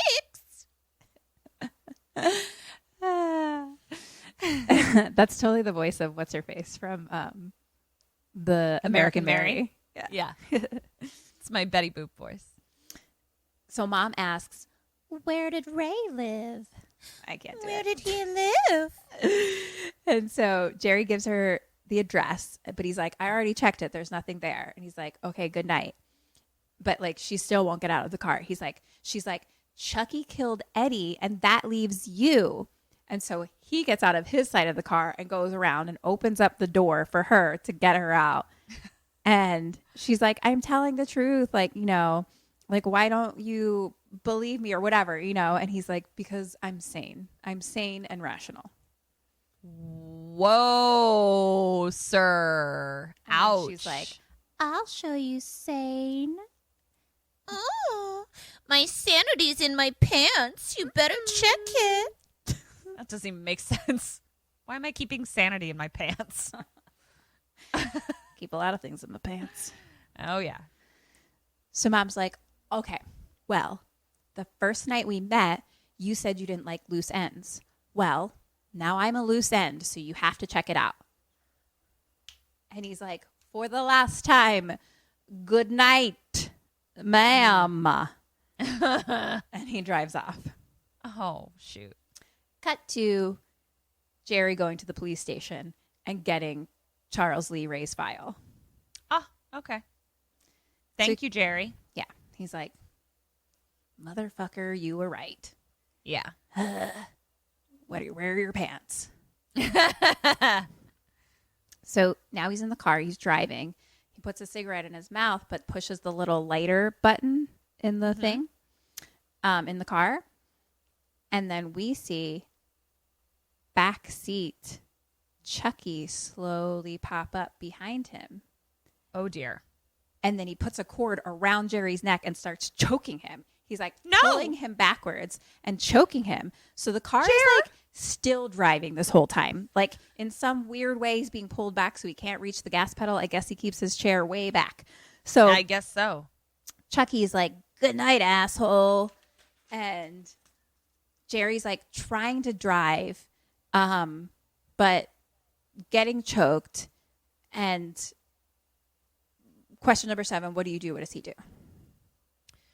I am going to, I'm going to slam, ooh, yeah, I got this. I'm going to slam-a-lam-a ding-dong on that emergency brake so that Chucky doll is going to, for whatever reason, he can't reach the brake. Like they kind of make a weird shot of the foot not being able to reach the brake. no, the emergency brake. And That's it's next not that to me kind with of my car. hand. It's a benchy situation.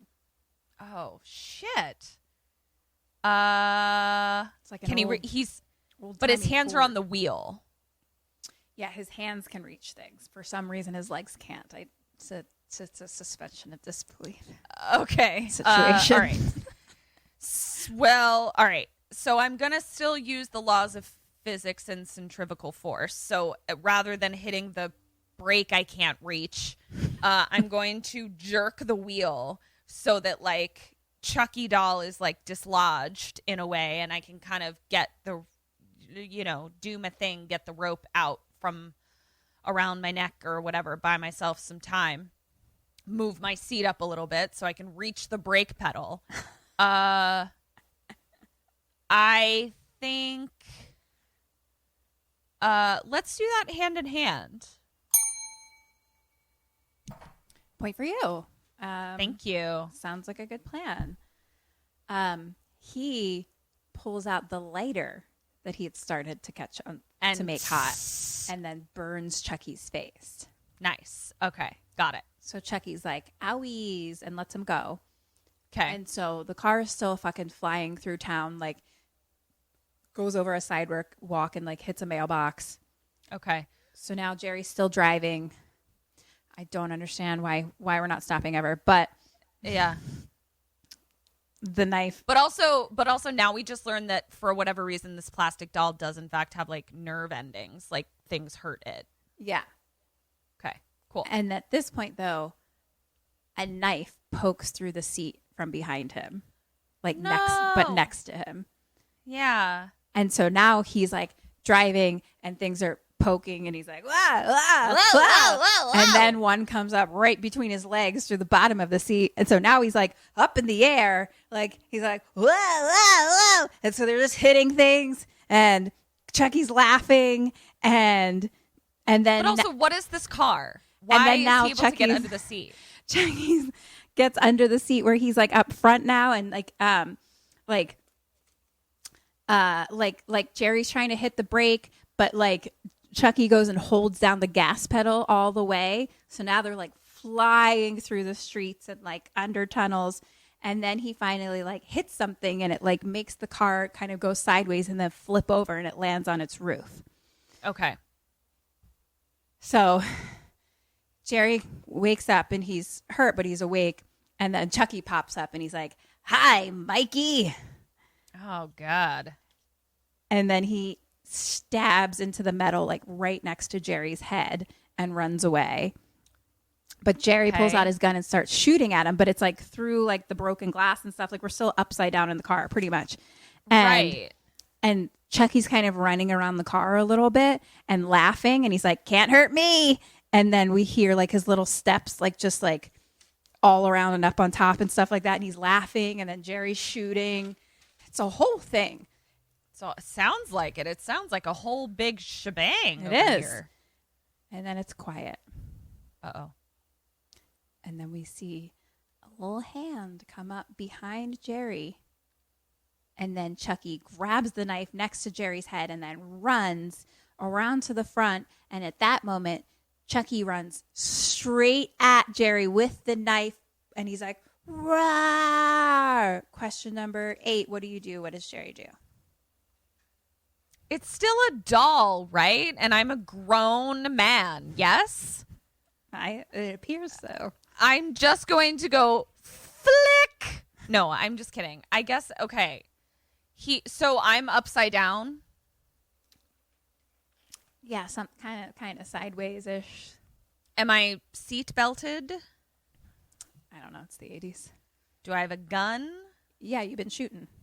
I've been shooting. I'm going to let that little bitch run right at me. Come closer, little bitch. And I'm going to shoot that fucking piece of plastic right through the goddamn head. And I think we're going to do that hand in hand.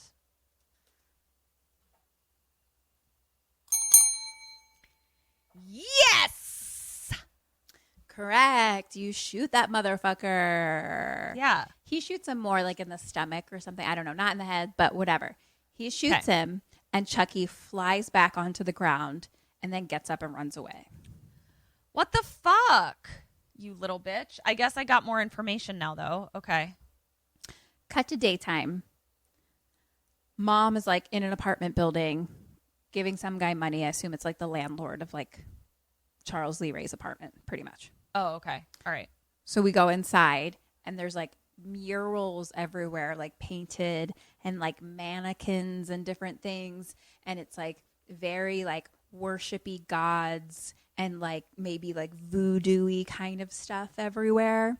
Okay. And it's like written on there, like on the wall, "Oh, thank you, mighty Damballa, for life after death." Who Damballa? I don't know. I'll have to postmortem it for you. Yeah. So she's just like looking, and then slowly we see behind her like a shadow of a person walking up behind her. Uh-oh. Shadows can be distorted. It might be a little doll that looks like person. And then we hear, "Karen, Mom?" And she jumps and turns around. It's Jer. Hi, Jer. Hi, Jer. Hi, Jer. Good old Jer. He tells her last night he pulled Ray's file and found out that his nickname was Chucky. Sure. Charles Lee Ray. Yeah. And that... Chucky Paul's name was Charles as well. Oh, there we go. And then he spent a lot of time with this man, and they show a picture, this man named John. And John looks a lot like the guy kind of being worshipped in the mural. Okay. Like Damballa? I don't know. Or Okay. I don't know if he's being worshipped, but he's leading. He's there. He's leading the thing. I don't know. He's there. Okay. His All right. face is on the fucking wall. Got it. And He's in the mix. He seems of whatever this He is. seems priestly Got it. or something. Sure. And Jerry's like, "We need to find him before Chucky does." Obvi. Obvi. Cut to that man, John, making tea. What's up? Sure. Just making a little cup of tea. And then we hear in the background, hello, John. Hello? He starts looking around and he's like, and we hear over here, Chucky is standing on the counter by the window. John drops his tea, shatters, obviously. Right. He's very Sure. surprised. And Chucky's like, hey, it's me, Chucky. What do you think? The gree worked. Gree. Ooh, I know what gree is. What is That it? is voodoo. Yeah. That's some voodoo shit. Voodoo. Yeah. I'll postmortem more about it too. Yeah. And,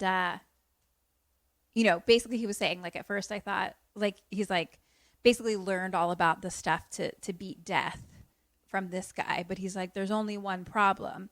And Chucky points to the bullet wound.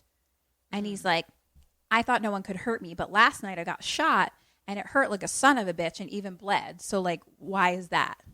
Right. And John tells him that you're turning human. The more time you spend in that body, the more human you become. Good. Human up, motherfucker. Because you know what happens to humans? They die, Yeah, bitch. So Chucky's pissed because he's like, you mean I need to live like the rest of my fucking life in this body? And so he wants John to help him. And John won't, because John says that you are an abomination. You are an outrage against nature. You perverted everything I taught you and used it for evil. You have to be stopped. Yeah, fuck you. Question number 9. What does John do and what do you do? Okay, I'll tell you what I'm going to do. I am going to take off his head, burn it, take off his arm, burn it, take off his other arm, burn it. I'm going to burn all pieces of him in different fireplaces and throw them into different places in the ocean. I'm going to really make sure he has no body to become humanized. How are you taking these limbs off? Because he's still, I think I can rip. I think I can No. rip. Why? He's not a Barbie. Why? He's like a big doll. People are carrying him by his fucking hands all the time, winging him around. Well, then I'm going to hack it. I'm going to hack it off. I'm going to hack him into pieces. Fair. Yeah. I'm going to do some hacky hacks and burn it and drown it. What is this guy going to do? Maybe this guy is going to try to, like, use a spell to, like, extract the soul from the doll. He's going to use his spell work, and I'm going to use my machete work. With your friend from the Citizen app? Yes, exactly. Point for you. We need to Thank you. get rid of this doll. Get rid of the doll. Take him apart. What does he do? He goes, I would also agree with, like, I don't know, use your voodoo. Like, Yeah. use the voodoo that you do. Do something. He goes into the other room where there's candles and everything around and picks up the phone. Sir, you have a murderous doll in your midst. Deal with it. It's emergency time, sir. Picks up the phone. But Chucky came prepared. Well, of course he has a fucking voodoo doll of John. Well, where the fuck did he get this? I guess John had one for whatever reason, because he's like, you shouldn't tell your clients where you hide these things. Also, don't have a voodoo doll of yourself, dummy. I mean, maybe you can do good things with it. Fuck this guy. Get him out of here. He's gumming up the works. Get him out of here.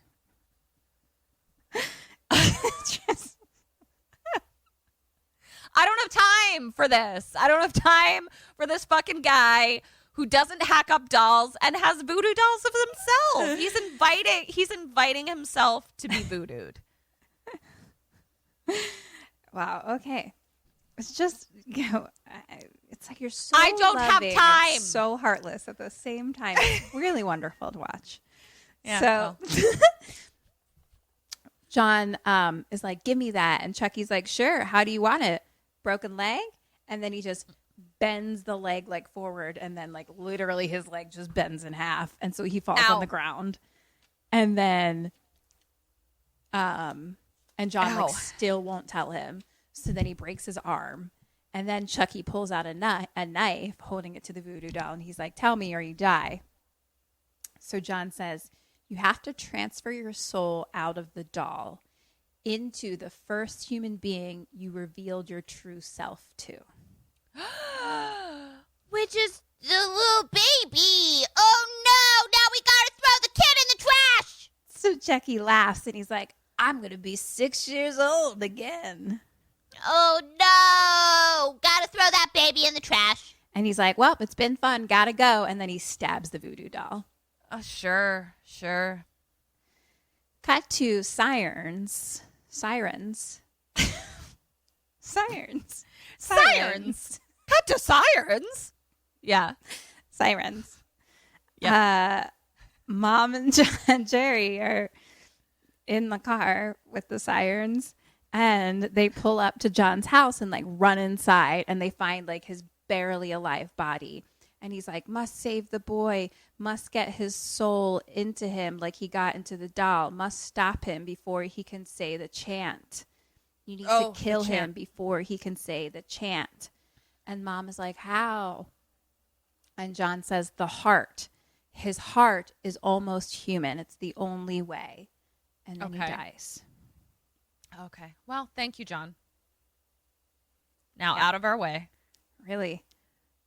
I mean, he was very important, actually. He didn't really gum up the works. He really kind of gave you all the best information. No. He gummed up my works because I already knew that I needed to destroy the doll. Remember my machete friend and I are going to hack it apart? I didn't need John to tell me that. Well, just wait. Okay. So Andy is now in the hospital in his own room with really nothing in it but like a bed. God, poor little 6-year-old child. I know. And the windows have bars on them, but then are just open. What? Also, winter ? I don't know. Suspension of disbelief again? It's very Do I need to suspend myself again? Okay. You really do. You really do. I'm suspended from the ceiling. I'm just swinging. A square hole cut in your wall to the outside, but with bars on it, so you can't get in or out. But sure. But I can freeze to death open in air. Winter. Got it. Anyway, he hears noises from outside, and he looks out the window, and like on the street, he sees Chucky starting to climb up the steps, and it's like an outdoor stairwell from the building. I don't know. I'm suspended. He runs to the door. The door has a similar situation where it has like a little square at the top that it's basically face-sized square that's again open but with just some bars. Okay. Yeah. And so he runs and he's like, help me, Chucky's here. And then he goes and looks outside the window again, and Chucky's now like getting higher towards him. And he's like, help me. And it's just like a little doll, like climbing the stairs. I don't know. Yeah. Exactly what it looks like. And he's like, help me, he's coming to kill me. And then he like moves a chair up against the door so he can like stand on the chair to look out the window. And the doctor pokes his head in the window and is like, I don't see anybody. And Andy's like, he's here, he's coming to kill me. And the doctor walks away. And then this child is 6, doctor. Andy cries and like does that slow slide down the wall. He's 6. And he's like, he's coming to kill me. Please don't leave me. He's like crying and he's like, please don't leave me. Oh my God. Listen, I stand by that this child should be a cat. But it is, in fact, a child, and you are being mean. Very sad. Wonderful performance by this young child, because I was like, my heart is broken. Like, he was so sad. Too. That's really upsetting. Oh my God. He's literally Oscar said, to this child. he's going to kill me. But please don't leave me. Oh my God, that's too big of an idea for a little 6-year-old I brain. know. Anyway, he's got to figure it out on his own. So, Sure. question number 10. What's he going to do? What do you do? So I think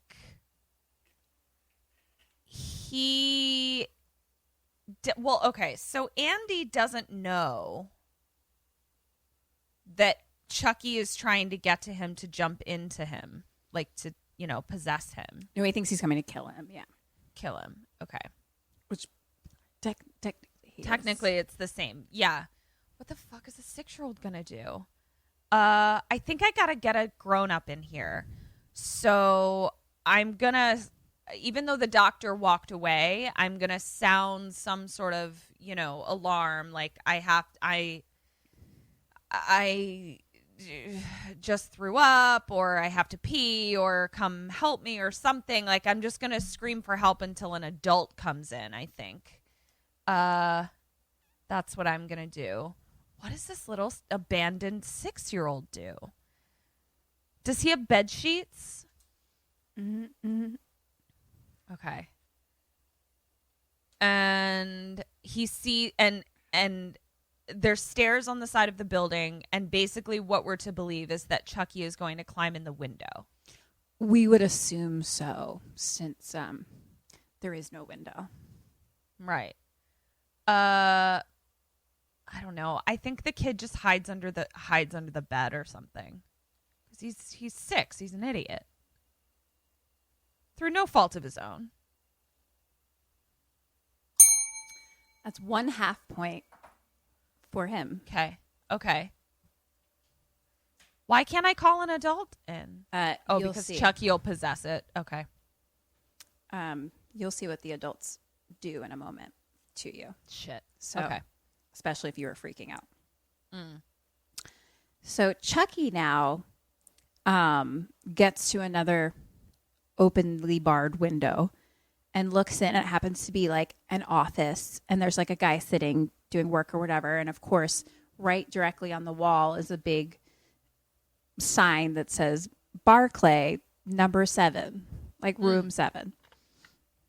Okay. And there's also keys on the fucking table right next to this guy.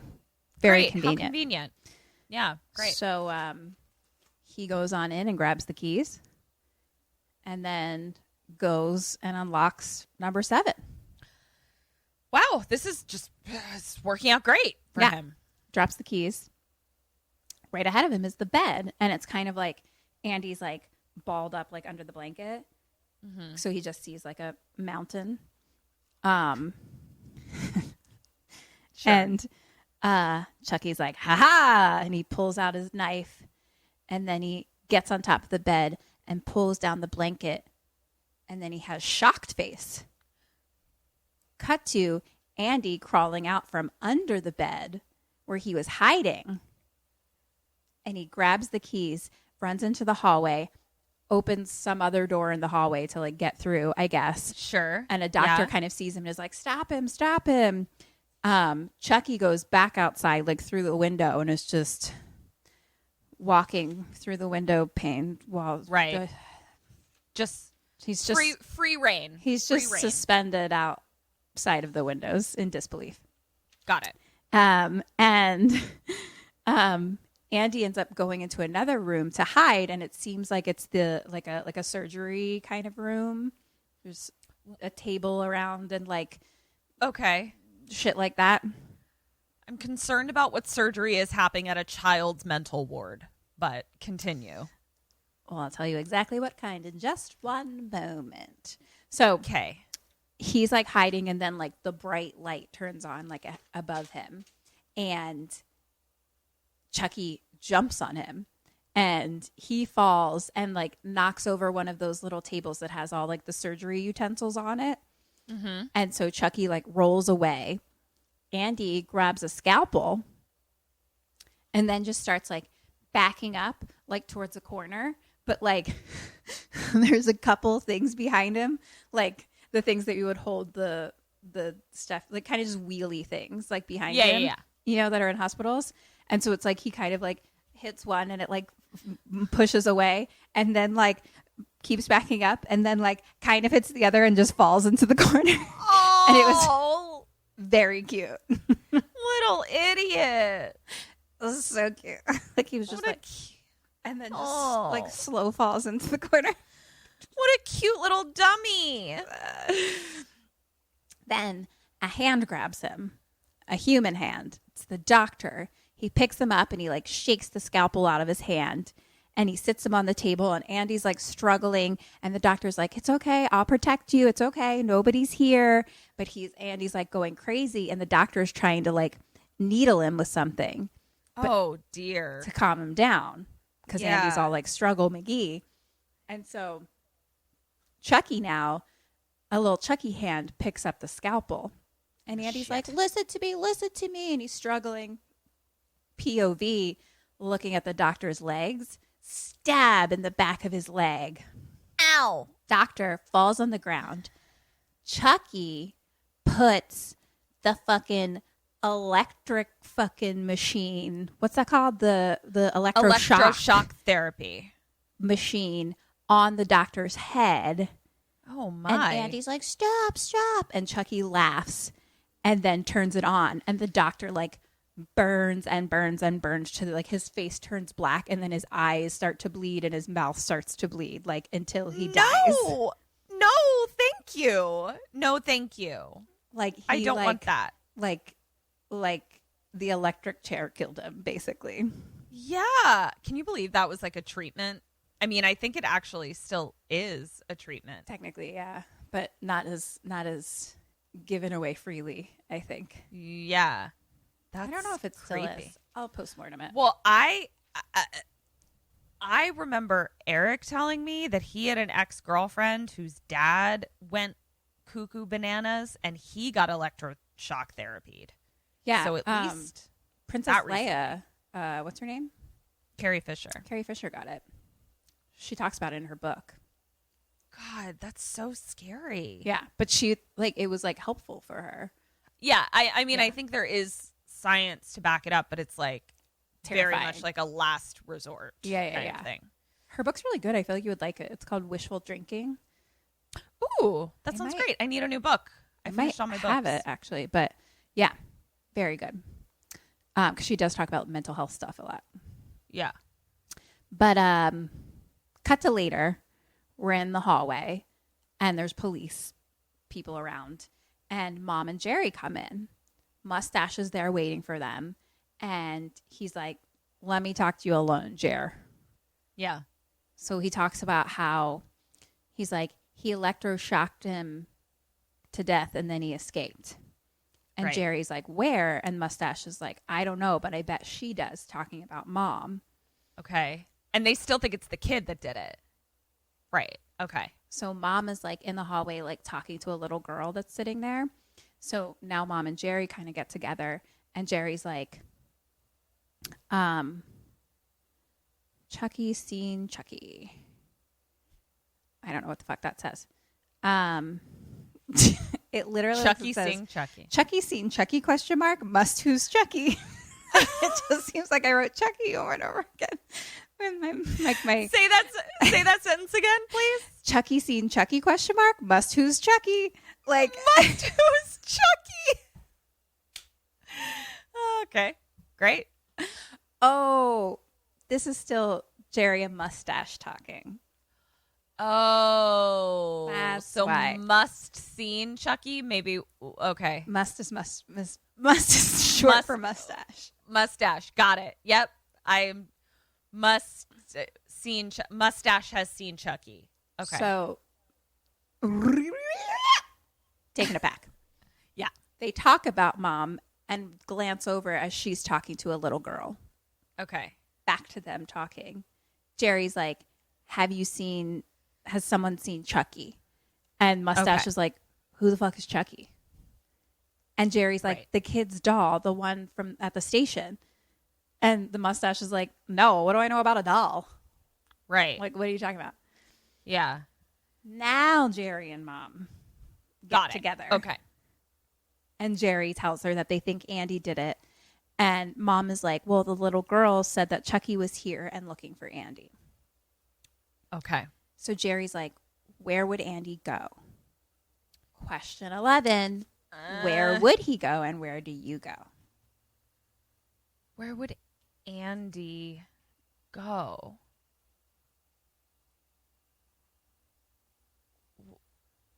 Andy would go to...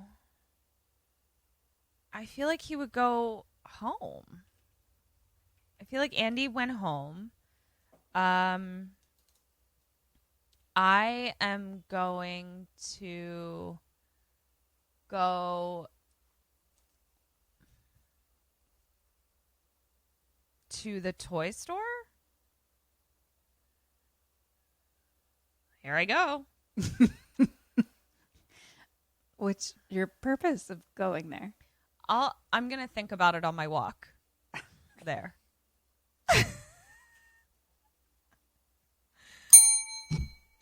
Point for Andy, because He goes to the toy store? I'm no, not- he goes home. he goes. Yeah. Okay. Yeah. Because I don't know what you're doing at the toy store. Yeah. She says he'd go home. I always told him to go there if he was in trouble. Okay. So now I should have just gone home. I don't know why I'm going to the toy store. I just felt too obvious. I was like, let me try and change it up. I'll go to the toy store. You know But what? we should have just both gone home. that good guy doll was a lemon. I'm gonna Yeah. go get me a new one. I'm gonna go get a new one. I'm Yeah. over this Chucky. I need a little Excuse me. Oliver. What is your return policy for this doll? So, cut to Andy slamming the front door shut at home and locking it, and then he like moves a bench against the door and puts a sled on top. Cut to an old couple in the elevator going up, and the lady's like, "Oh, a little child must have left their doll in the corner there." Oh, and no. The guy's like, "Oh, leave it there. I'm sure they'll come back for it." So they get off the elevator, and the lady looks back, and she's like, "Ugly doll." And then the elevator keeps going up, and we just hear, "Fuck you." Good one. So now He is an ugly little fucking doll. Yes, you should see him now in Yeah, this moment. He's ugly as fuck. Oh, is he all like beat up at you? Oh, yeah, because Yeah. he's been like shot and shit. Yeah. Okay. And he's got like mean face on. He's got scrunched mean face. So Andy goes into his bedroom and hides in the closet. And he has a pile of toys in there. And so he digs through and there's like a little baseball bat. Again, it's the size of the child size hammer, but it's a bat. Okay. So it's just all regular, like not toy things that are just made toy size. And then the 80s said, this is a toy now. Sure. Okay. I feel like I had a bat like this when I was growing up. Fair I mean, I enough. had A lots bat- of bats. I mean, I played softball, so Yeah. I mean, I had full-size bats. my dad gave me a kid-sized saw. Exactly. So what am I talking Who are we about? to judge? Yeah. So cut to Chucky is now climbing down through the chimney. Oh, And he's- shit. How'd you get up there, motherfucker? He's suspended himself. in Suspension of disbelief. And so he is now looking around the house, and Andy's like waiting behind a door with the bat. And then Chucky's walking down the hallway with his knife. Andy's behind the door in his mom's room. And then Chucky's like looking at Andy's room down the hallway. And then Chucky all of a sudden is like, surprise! And is like right in front of Andy. Andy hits him and then runs into the bathroom and like circles back around to the hallway. Chucky's smart. following him with the knife. Andy runs into the kitchen and slow falls for a second. And then Oh. it's because his center of gravity is like so close to the floor already because he's so, That's so little that true. he literally was just like, whoop, whoop. Like, very cute. Not even sure if that was like a happy accident or if he was like supposed to fall there, but it was very cute. Oh. And you love kids falling. You love it. There are a few things that I like more than kids Yeah. falling. I mean, Yeah. people in general falling. They don't have to. Be I a kid. mean, honestly, you don't like much, but kids falling is right in your wheelhouse. That's gonna be, what was the thing you posted on Twitter where it was like, what's the How to summon you? How to summon you? Yeah. It'll be like, put on 90 Day Fiance or Love Island. Yep. Make And then a kid push a kid fall. over. And then scream about alarms. Yep. Perfect. Here Perfect. I am. No, what it'll have to be is like we set an alarm that goes off and you have to come to the circle to turn it off. That is how you summon me to fucking murder some people. That's what it is. So we turn on 90 Day Fiance. I get a kid. I push him over. And then I set an alarm and I wait. She'll be here soon. Don't you worry. Yeah. That's when you're like, you're straight summoning a demon. To come. Yeah. Demon Kim. Demon. For sure. So then Andy goes into the living room and he's like looking around, walking backwards again. Chucky's behind him now. And he's like, batter up. And Chucky now has the bat and hits Andy on the back of his head. And Andy passes out. Wait, this movie hits a child on the back of the head? Oh, yeah, he passes out. My God. Okay. He's the lead. Number one on the Yeah. call sheet. I mean, yeah, you're not wrong. So I loved it. I was here for it. I was like, ha ha! Amazing. Just kidding. 1/3 of me being summoned. I prefer falling. Falling, yeah. Being attacked by dogs is also hilarious. Not like attacked, just like a loving attack. Playful attack. Playful attacks. Yeah, I got it. Playful hits to the head with a bat. Yes, that actually is funny. Yeah. It depends on the intent. You know what I mean? Sure. Like, what's the intent? Sure. Cut to a cop car pulls up out front. Mom and Jer are fucking running the building. But inside the apartment, Chucky is holding Andy's body and starts chanting. Oh, shit. Mom and Jerry are now running up the fucking stairs. Chucky's inside fucking doing Santeria. And then thunder and lightning clouds start a brewing. Like, I've seen this before. and it's like them running, him chanting, them running, him chanting. Mom and Jerry try to get in, but the fucking bench and sled and shit. And so they're it's yelling. in front of the door.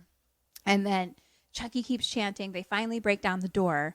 They run inside. Mom picks up Chucky and he bites her neck. So she throws him across the room.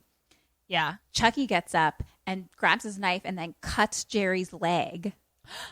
Ow. He falls. Like where? Like where does he like cut him? Like his Achilles? Hard Or to like the tell. back of his knee? He was very hurt by this. So we'll go Achilles. Yeah. He's very hurt. He falls, but he now pulls out, he's got his own gun, and then he pulls out his backup gun from his sock, you know, Ooh, he's got a sock gun. the old sock gun, and he hands that over to Mom, and he's like, Ooh. This is some pretty hot foreplay. ah. So now Andy's kind of waking up, and Jerry goes looking for Chucky with the gun. He's like limping. He goes into Mom's bedroom, nothing, but he kind of like limply kneels down to look under the bed. POV behind him from the bathroom, Chucky screams and hits him in like the gut with the Ow. bat and then in the head, and Jerry passes out. Shit. This doll means business. In that moment, he passes out. Chucky's standing above him. He lifts the bat and screams like he's going to hit him. And then Mom shoots Chucky. And he like falls back, but then he gets back up and she tries to shoot again, but like can't. And he's fuck. he's like, what's wrong? The gun jammed?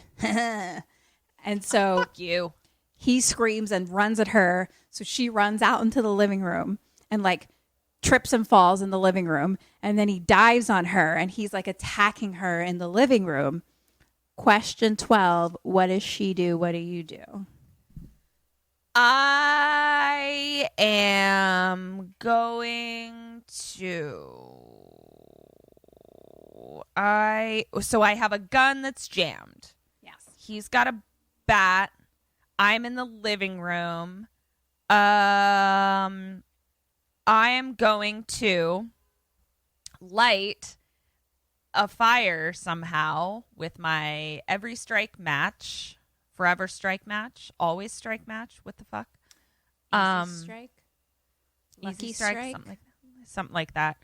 I'm going to maneuver my way over to the fireplace, and I'm going to light a fire, and then I'm going to roll Chucky into it. You know when people are like fighting and they like roll. Well, I was about to make another Princess Bride reference, but you don't know that one. I just don't recall.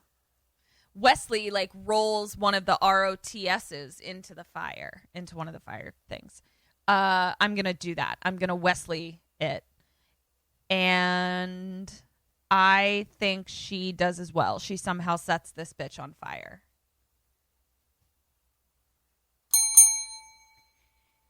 Yes, I remember the fireplace. Good job, my love.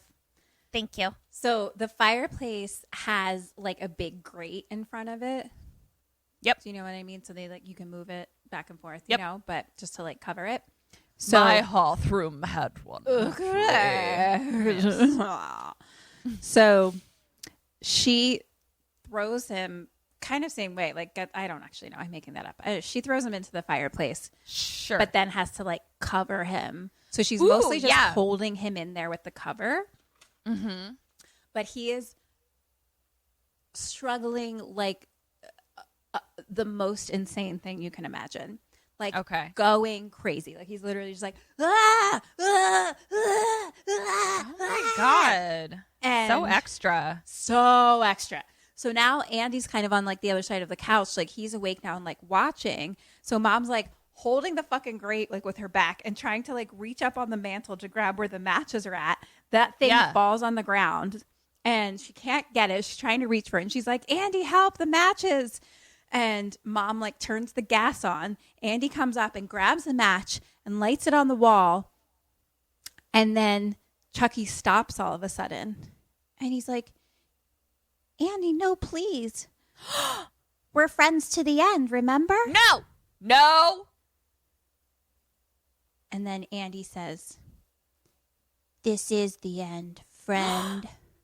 Look at you, Andy. And drops in the match. Nice work, child. Chucky now like catches on fire, completely on fire, screaming like crazy. They have to back away. So now he kind of like comes out from the fireplace, but is like fully aflamed.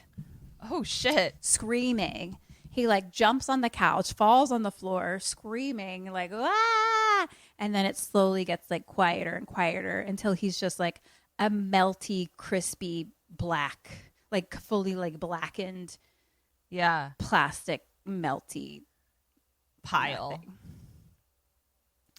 So mom hugs Andy, and then from the other room, Jerry is like, Karen, Andy, are you allergic? Alive? Oh, are you all right? All right. Okay. Question. I love that we're listening to a horror movie and it's a word that starts with AL and you say allergic. It really looks like allergic. Question number who? Yes. Question number 13. What do you do? What does she do? What does mom do? Yes. I'm not done with this little melted motherfucker. I am going to pick him up with a shovel and continue to destroy it more. Throw it in the ocean. And I think mom runs. You're really all about putting him in the ocean. I am. You know you are in Chicago, correct? I'm going to throw. So isn't there a big lake there? Isn't there a big? Yeah. Don't we hang out there? I'm going to throw him in that shit. Not the ocean, but sure. Yeah. I'm going to throw him in that big thing. And I think she's like, yay, he's dead. And walks into the other room without throwing him in the ocean.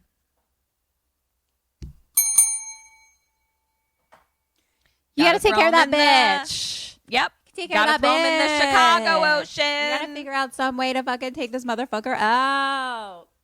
Yep. Don't It's a leave stab that forever haunted- kind of situation. It's a stab forever serious situation. And don't leave that haunted motherfucker in the room by itself. No. So mom carries Andy into her bedroom where Jerry is. He's like bleeding and not doing well. And mom tells Andy, go get the first aid kit under the kitchen sink. And she tells Jerry that Chucky's dead. Andy's like getting the first aid kit, and he walks back by the living room, the spot where Chucky is. There's no Chucky. Yup. This is what happens when you don't throw haunted dolls in the Chicago Ocean.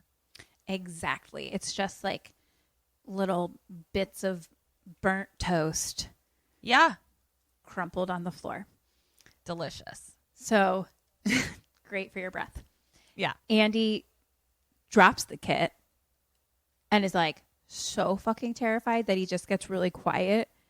Oh. So he's just like, Mom, Chucky's gone. Oh. And mom from the other room is like, hurry up. And Andy kind of like moves towards like the hallway now. But then in the hallway, Chucky sticks his leg out and Andy trips. Oh, falls. this kid cannot stay on his feet.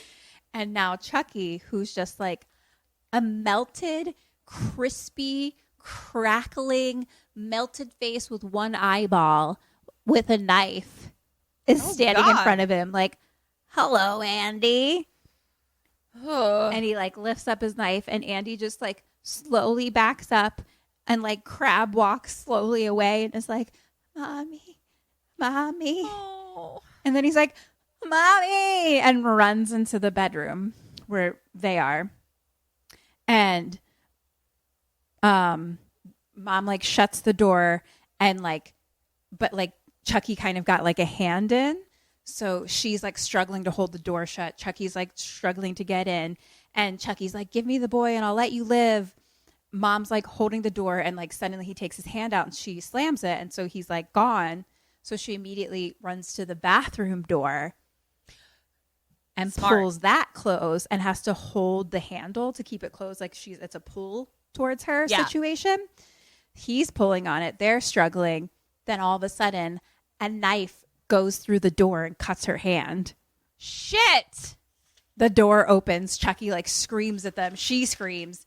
And then she slams the door shut again and she's holding it. And now the knife just keeps poking through the door. And she's like holding it with like her face against it. You know what I mean? And the knife Yes. keeps poking like closer and closer and closer to her face through the door. And then all of a sudden, he like stops and then like runs back around to the bedroom door and gets in the room. So now mom and Andy run through the bathroom out to the hallway and they're running Yeah. down the hallway. Chucky's behind them and he's like, give me the boy. Question number 14. What does she do? What do you do? I'm going to give him the kid. Here you go. Okay. I'm trying to stay alive. You're trying to stay alive.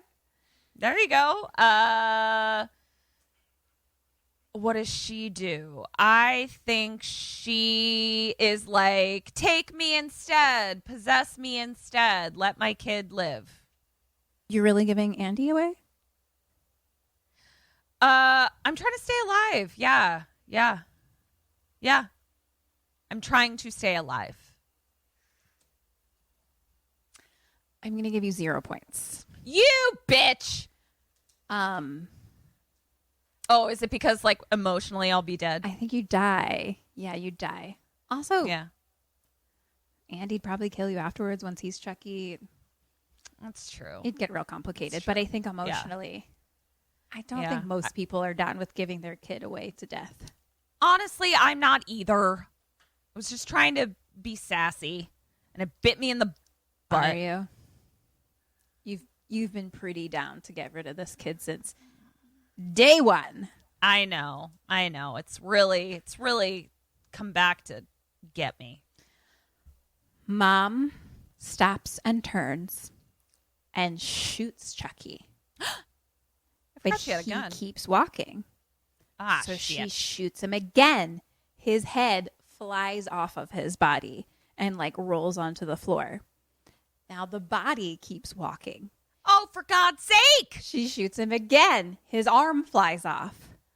Still walking. She shoots him again. His fucking leg flies off.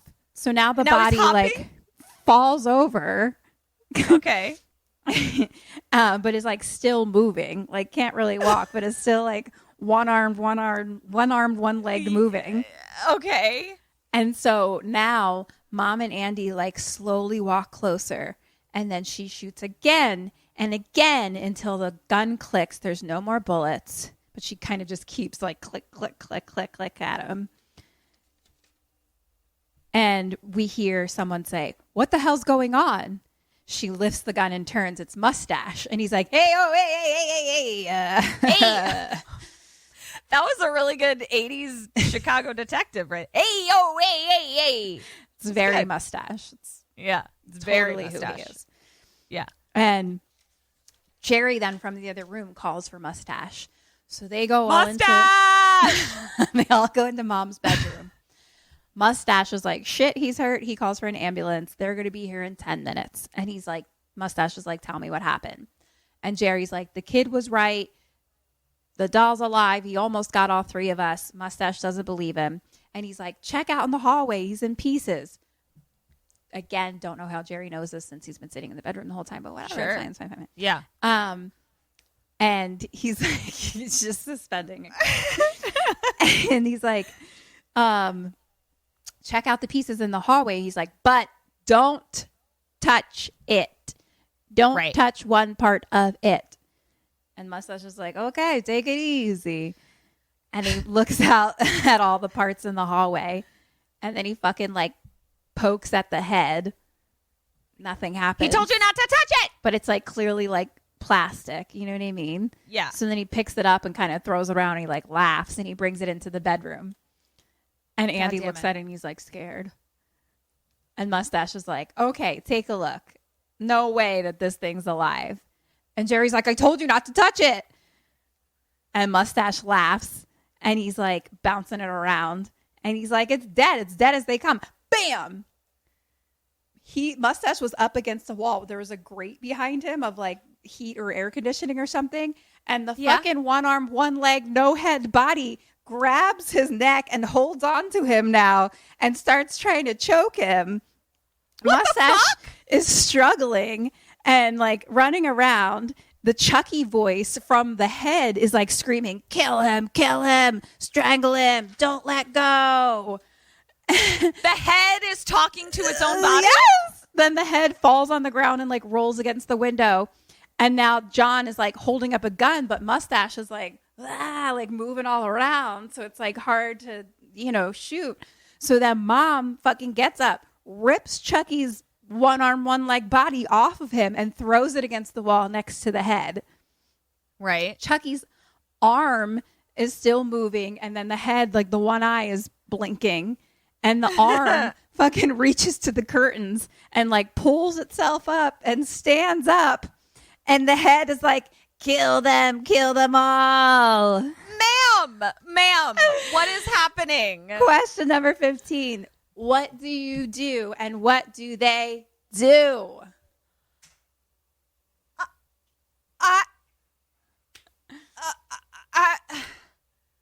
I am going to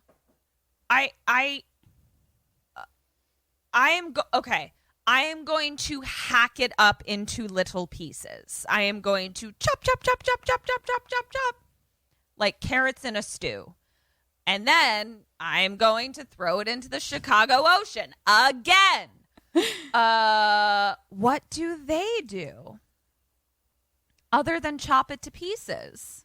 So it's like it's one-armed and one-legged pulling itself up. Yeah, now it's standing. Where's the head? Next to it on the ground. Talking to it. Egging it on. Okay. I think I'm going to buy myself some time. I'm going to real quick run to the kitchen. One of us is going to run to the kitchen. I'm going to grab 2 knives. And I am going there. I chopped it up like a chef, threw it in the ocean. They are going to stab it into the ground and the wall. So it's like, can't move. And then we can figure out what to do from there. Those are my 2 things. That's a point for you because you will inadvertently do what needs to be done. Which is chippity choppity chop. And that is, Mom says, the heart. Shoot him in the heart. Because the heart was human-y. And that's how Humany. John says Yeah. to defeat him. So True. Jerry aims and fires. And he shoots clearly in the heart because then blood spurts out. Okay. And then the head screams. The body falls back and slowly stops moving. And then the head is just like, hi, I'm Chucky. Wanna play? What? Powered down. Powered down and dies. Mustache is freaked out. Yeah. And Jerry's like, you believe me now? Mustache is like, yeah, but who's gonna believe me? I don't know, Mustache. I don't know. Then there are sirens outside, and they all help. Mustache and Mom now help Jerry up, and they kind of carry him down the hall. Andy just stands there and like stares at Chucky. And so Mom comes back in and gets him, and she's like, come on, we're going to go to the hospital with Jerry. And so she kind of like walks him out, but she's like pulling him along, and he's still like just like looking back. So she like turns off the light, and Mom like closes the door. As she's closing it, it's like freeze frame on like Andy's face, just like staring in through it back at Chucky. The end. This is what happens when you buy your kids the toys they want. This is an educational piece. It is. Well, that was Child's Play. Wow. Fuck. Wasn't that Yet fun? another cautionary tale to not have kids and have cats instead. Cautionary tale indeed. Yep. How'd I do? Count my points. Find out. Count my points.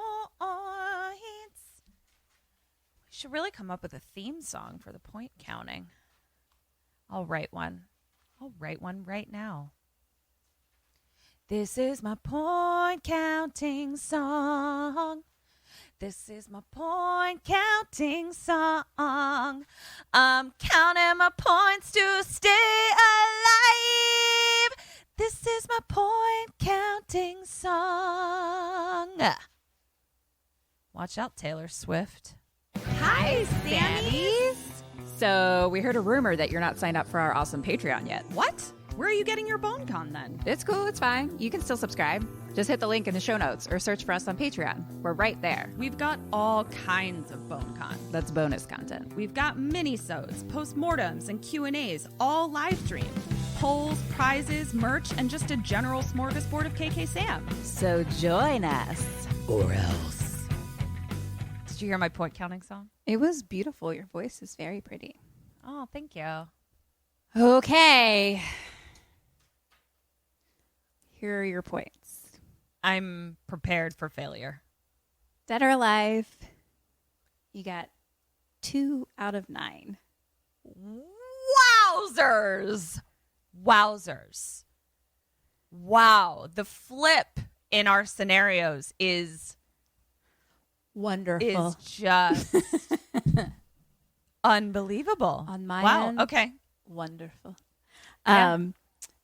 The questions out of 30, you got 19 and a half. For a total out of 39 points, you got 21.5.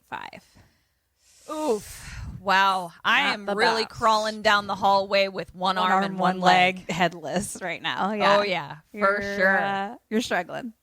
For sure. For sure. Oh, my God. I can't believe I got to see Child's Play. It's not fun. I'm so excited. That actually sounds a lot scarier than like what I thought it was. Like I feel like just having not seen it, it looks very silly. Like I'm just like, I'm not scared of this doll. You know what I mean? But like it actually kind of sounds like it is. He's pretty scary. Than... Yeah, because he's like really mean and aggressive, and like his face gets all angry, and then, like he just won't fucking die either. Right? So, like, I could see it being very, very scary. No, it definitely sounds when you tell it, it sounds scary. It seemed very silly to me. Just I mean, when we look at it, it's still very like 80s looking. You know what I mean? But like, yeah. I'm so excited. Thanks for telling me Child's Play. You're welcome. That was very really fun. Appreciate it. I guess that's it, Sammys. Follow us on kksampodcast on Instagram and Twitter. And we're recording all of these episodes. So if you want to see us with your eyeballs as well as hear us with your earballs, come on over to Patreon. She means we're recording the video. We always record the audio. That's pretty much what this is. It's a recording. You know. Yeah, you've heard it.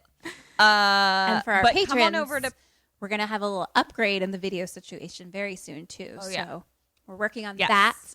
Thank you so much for your support. You help us so much. If anyone else wants to support us, please check out our Patreon or buy some merch. We have more fun stuff coming there, too. Yeah, you guys, Kim made some really, really cool, sleek new designs. You should go look at our merch stuff. And then if, you know, the old rate, review, and subscribe situation, just so more people learn about our little old pod. Yeah, and maybe tell 5 friends about us. Really appreciate your support. And this has been Kim and Kat Stay Alive. Maybe. So until next week. Stay alive. Goodbye.